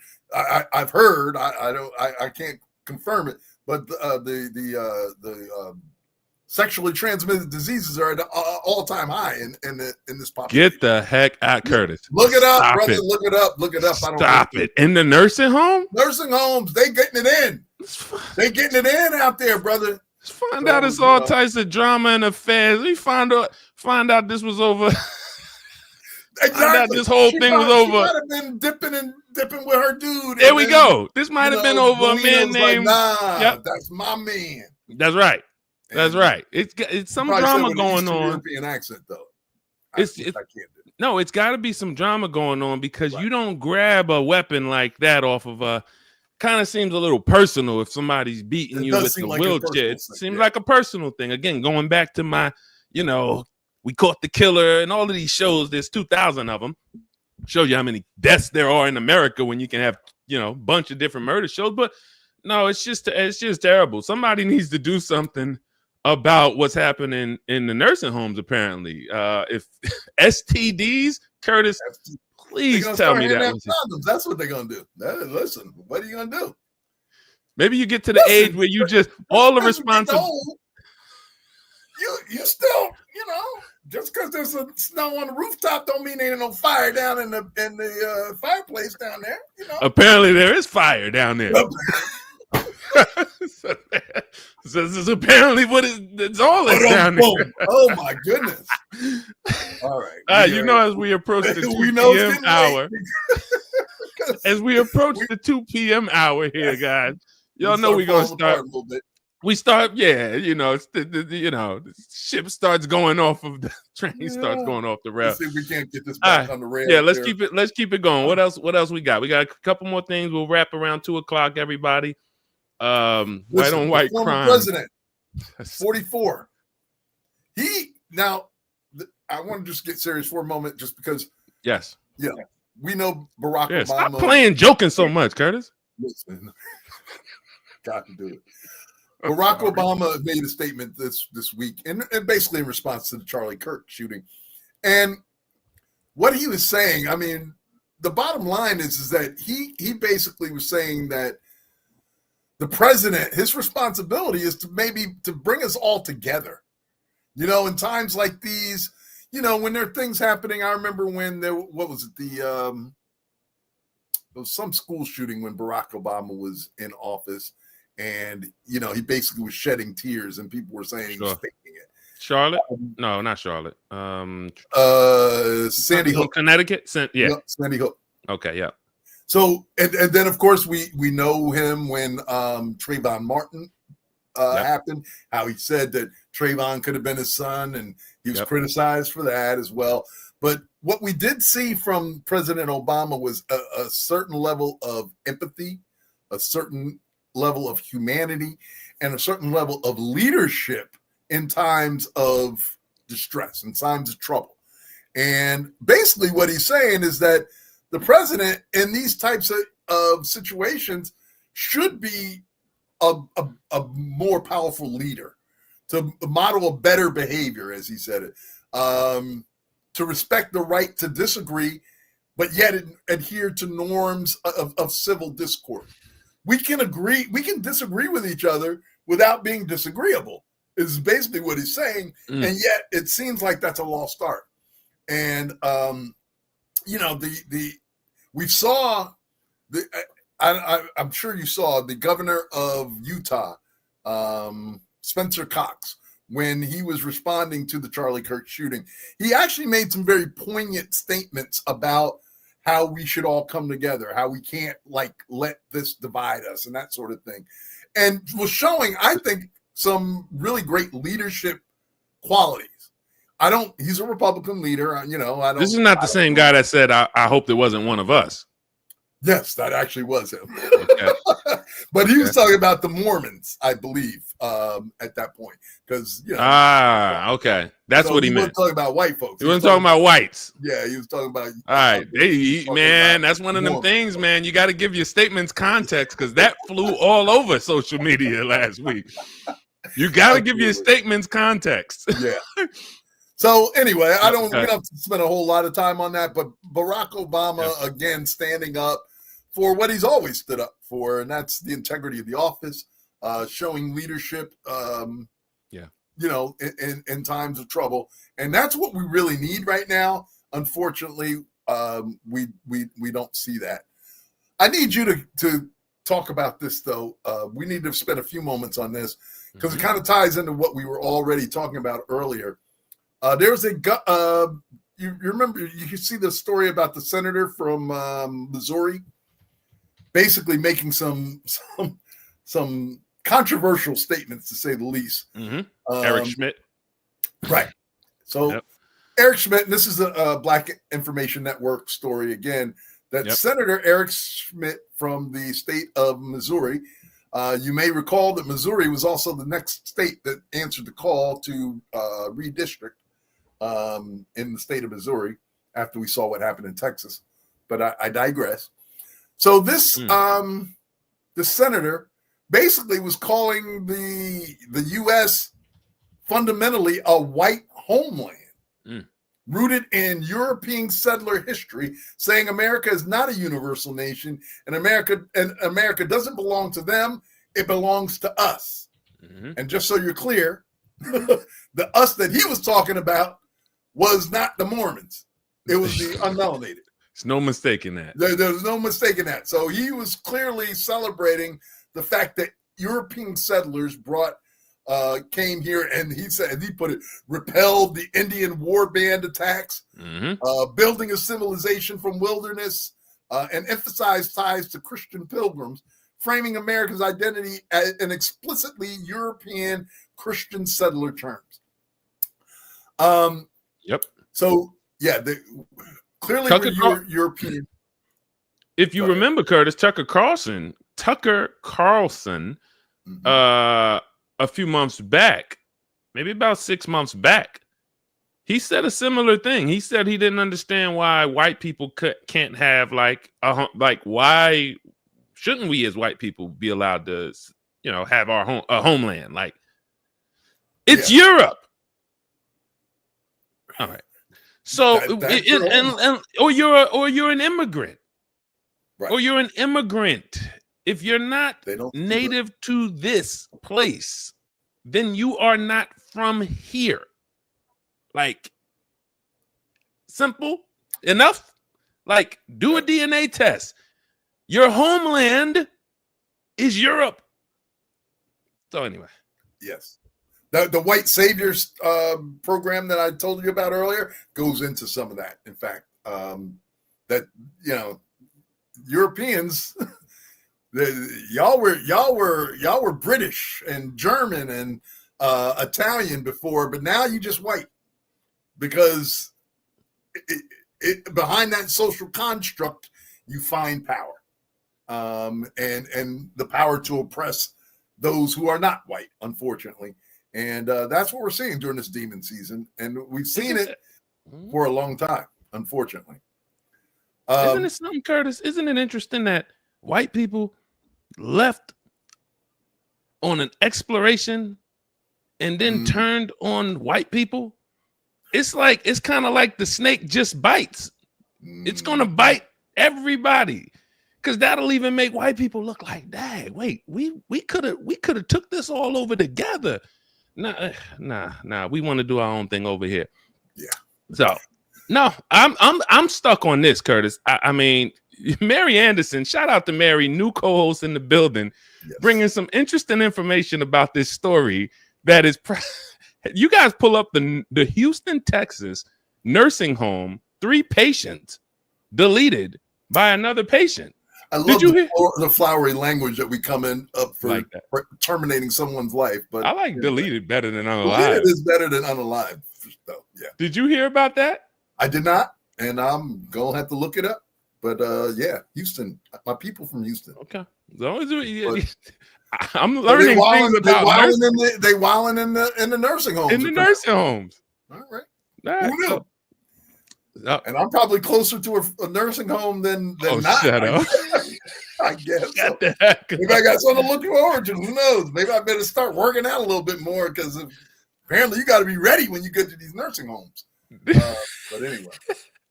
All right, what else we got? We only got a few more things. And this is just real quick. Just kind of a story that you want to highlight. This week at the New York City Fashion Week, Actively Black is a black-owned, if you don't know, black-owned merchandise for a clothing line, Actively Black, and they were wearing. They being Dr. Bernice King, the daughter of Martin Luther King Jr., and Dr. Elisha Shabazz, the daughter of Malcolm X, walked the runway together wearing this Actively Black attire that were honoring their famous fathers.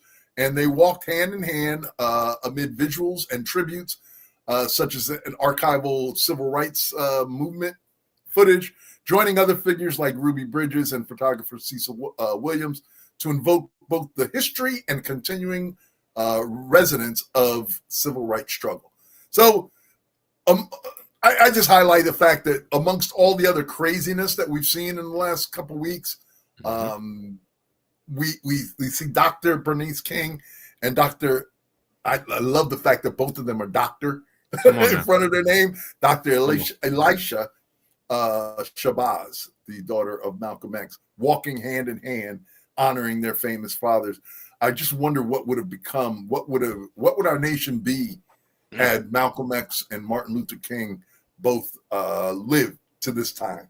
Where would we be as a nation? Unfortunately, we won't have the opportunity to know that. No, they had to make sure. Anyway, if they can't kill him, they castrate him. Absolutely, or they buy him. Jesse, sometimes. Sorry, what is Anita saying here? I must have missed something in high school. Pretty much thought this country was invaded by drunks, rapists, criminals, and thieves. You know that the state of Florida started as a penal. I mean, not Florida. The state of Georgia started as a penal colony. It was a prison colony. Really? That's how it started. Really, they shipped all their degenerates and moved them to Georgia. I keep wanting to call it Florida, but Georgia. Yeah. So shout out to our folks in Georgia. DC. Depending on how you pronounce Georgia, it sounds like Florida. Yeah. Listen, it's not that much different, so I ain't gonna lie. Emmett Jones said, "I'm learning a lot of information from your fellow co-hosts. We always do." Why do you think we say we got the best? Every week we got the best co-host, co-host on the net. Right. Get Black with Me said, "When we accept their acknowledgement, we buy the subscription." Ooh, you might have to give us another. Give us a follow up on that. Give us a follow up on that, because I'm all with not subscribing. I'm all with it. Gentlemen in the chat, as always, this was good. Be safe on them streets. Anita, you as well. Absolutely. Always a pleasure. For everybody that just joined. Before you go, though, you want to find out this. This is big. We need a drum roll here. All right. We got to take care of our culture before they delete it. I teased it at the top of the show. Yeah. And this is important that we highlight this. This is the only time so far that I have found myself in complete alignment with our president. Major. Our president. Curtis and President Trump agree on something. 100% on it's going to snow in September. Absolutely. This is, I don't know if Meraki, if you can bring this up, but this is the 13th story there. We could probably just let him say it for himself so you can understand my context. If we can get they probably wouldn't believe it if you said it. They probably wouldn't believe that he said it if you said that this is what he said. So we might need to just hear Meraki, can we get that? I don't know. Let's see if Meraki can pull up this clip of President Trump speaking. And this took place at September 13th, so just not even a week ago. In only President Trump fashion, as only he can do. Yeah. Yeah. Hold on. I'm gonna send you. I got a link for you too, Meraki, just in case. Hang on, guys. Give us this one is worth it. Yeah. This one is worth it because. Hold on. Where we at? Group chat. There we go. All right. I just sent the link, Meraki. See if you can pull that up. And some of you might have seen this. But certainly, and we have to,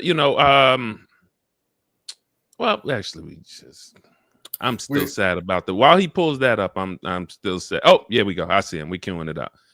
All right. Drum roll, please. There we go. This is President Trump himself making a statement that Curtis says this is the first thing that him and President Trump actually agree with. So let's give it a couple more seconds. We good, Mariah? Well, we're probably spending more time than we need to on that. But yeah, as you can see from the headline there, Trump declares smart people don't like me. I am absolutely 100% in agreement with the president on this. That smart people don't like me. Him. Now, I wonder how, though, I mean, it just begs the question, what is a MAGA supporter thinking right now? After hearing this statement from the president that smart people don't really like me, does that mean that the people that follow him are not smart? I mean, is that the logical conclusion of that statement? Okay, here we go. Can you hear that? Boy, that's a tough deal. Actually, yes. Can you hear that audio? Yes. Here we go. People don't like me, you know. Smart people don't like me, you know, and they don't like what we talk about. But he's become radicalized. So many things have been learned about him so quickly. He's become totally radicalized and crazy, and it must have been traumatic because smart people don't like me, you know. Smart people don't like me. There you go. I wanted to play it a couple times so we could understand that's not AI. I know it's a lot of AI. That is not AI. That's him. And his boy in the back, Curtis, is chuckling. Go ahead. I mean, I know. Listen, you can only take this guy so much. You can only take him so seriously because he's kind of a clown in a lot of ways. I mean, let's just call it what it is. But he is absolutely right, and I am absolutely 100% in agreement that smart people really don't like him because smart people realize that he's not that smart. He really isn't. He's not. And I'm wondering if he can read. There's all types of stuff going on that said when he was reading some stuff over when he was over in the UK a couple days ago, there was some questions about I don't know if he's actually able to read or not, but anyway. Well, this is where we differ. I think he's super calculated, super probably one of the most calculated people out there concerning how he's doing this, because you are making a comment about your people in front of them, and I just think that a person who was really not this calculated couldn't be this high, this connected, this influential, powerful, and not have it all like people that put faith in this guy, Israel, some of these Middle Eastern countries when he comes in and they're making these deals, you know, these African nations that he's in, having conversations with them about wars and minerals and blah, blah, blah, blah. I don't know. I just don't see how this could happen by accident. I guess that's what I'm trying to say. I don't see how a person would be able to dodge the entire United States justice system for, let's call it, you know, well over 8 years, and being propped up though. I think he's being used. I know you differ in thinking that he can't necessarily be used in that way, but I think he's being used. He's being propped up by the real powers that be in this country, which is the ultra wealthy, you know, and somebody's pulling the strings. Somebody's probably got some stuff on him. But, you know, he's a perfect guy to do this because he doesn't really give. He has no again, I was about to say something that I probably shouldn't, but he just doesn't care. Yeah, he doesn't care about people other than himself and his bank account.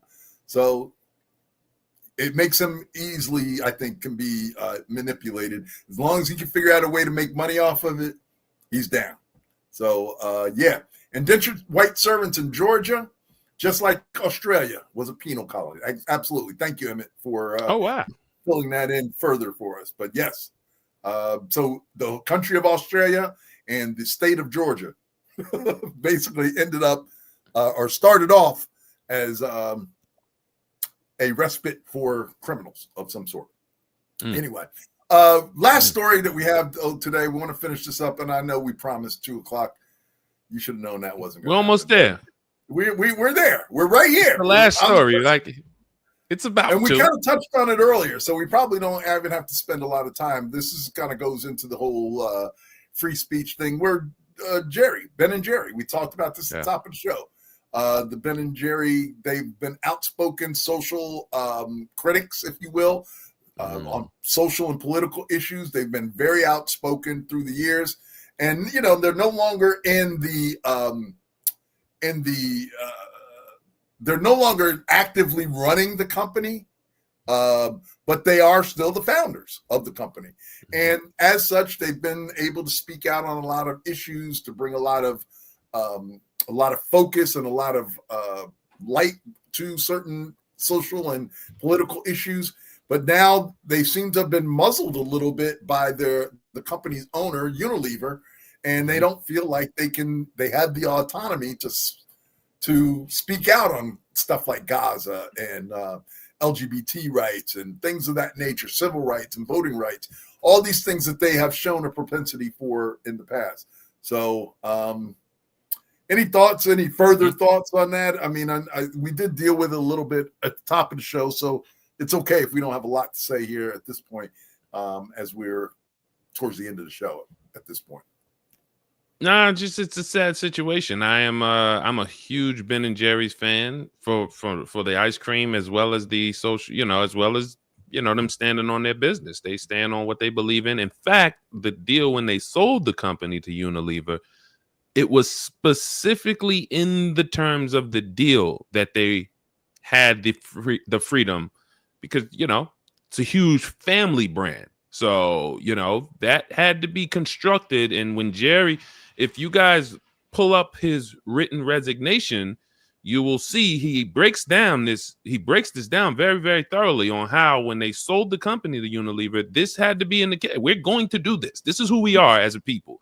Right. And so Unilever gave them the green light on that. Right. And now, of course, with the current administration leaning on big business as they are, Unilever's going back on those deals, and in which case Jerry said, I can no longer work for Ben and Jerry's if I can't, be who I am. So very, very sad story. I don't even know if I'm supposed to be buying Ben and Jerry's now. I would always buy it because I thought I was supporting them. Yeah. And it was good.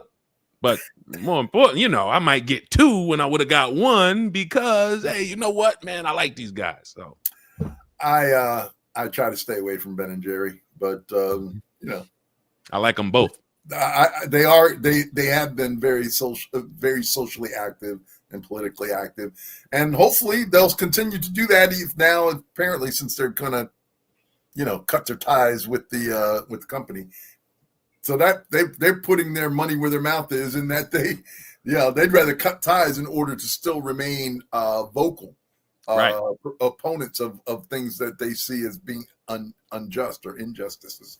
So that's a good example for us all to kind of pay attention to. Sure. But, stand on business. No, just stand up. Listen, it's not until you're risking something, we don't know what you really stand for, like in this particular case, it's a lot of people going to need to risk some things, again, use wisdom, pray, as we always encourage you to. Stay close to God, stay close, be sober, be vigilant. But this is getting real, and it's getting real fast. So, these are the days where you're not gonna, your silence is going to be in the history books that you were silent on many, many things. Yeah. And I shout out to the people who, regardless of the money, they're going to take the stand. And in fact, it reminds me of something on some of you might have seen this, the Joe Budden's clip. Joe Budden had the guy, the black journalist, I think his name is like Mark Lamont or something like that. Yep. He had him on the show because he co-hosts the Joe Budden podcast, and Mark was basically saying to them like, hey guys, there comes a point in your life where you got a job, but you gotta stand up. And basically everybody in the room said, man, if it's gonna mess up my bag, man, I ain't trying to mess up the bag. Yeah. And you could see that the air in the room, you could see that The dude just, because all he does is, take risk. So, shout out to Jerry for like, yo, all right, we're going to do it another way, but we're going to do it. Absolutely. Well, we appreciate our co-host and the interaction. We had some new co-hosts jump in today. Yes. I love it because apparently they got the memo because they're coming in bringing stuff to the table. They're not just sitting in the background. People are actively engaging, and we love that because as you learned today, we learned from you at least as much as you may learn from us. And that is great because we need to be able to learn from each other, especially in the times that we're in. We're going to have to lean on community more and more because, the handwriting's on the wall. If you don't see it, it's there. Whether you see it or not doesn't change the fact the handwriting's on the wall. So as always, we encourage you to stay vigilant, stay woke, keep your head on a swivel, and stay safe in them streets out there. Of course, we'll be here next Friday again, 12 noon, to bring you the latest on the news. We're trying to keep up with all the craziness, and there's plenty of craziness going on, as you can very well tell. But we're trying to tell you the stuff that you need to know so you can stay ready. Stay ready so you won't have to get ready, as I always say.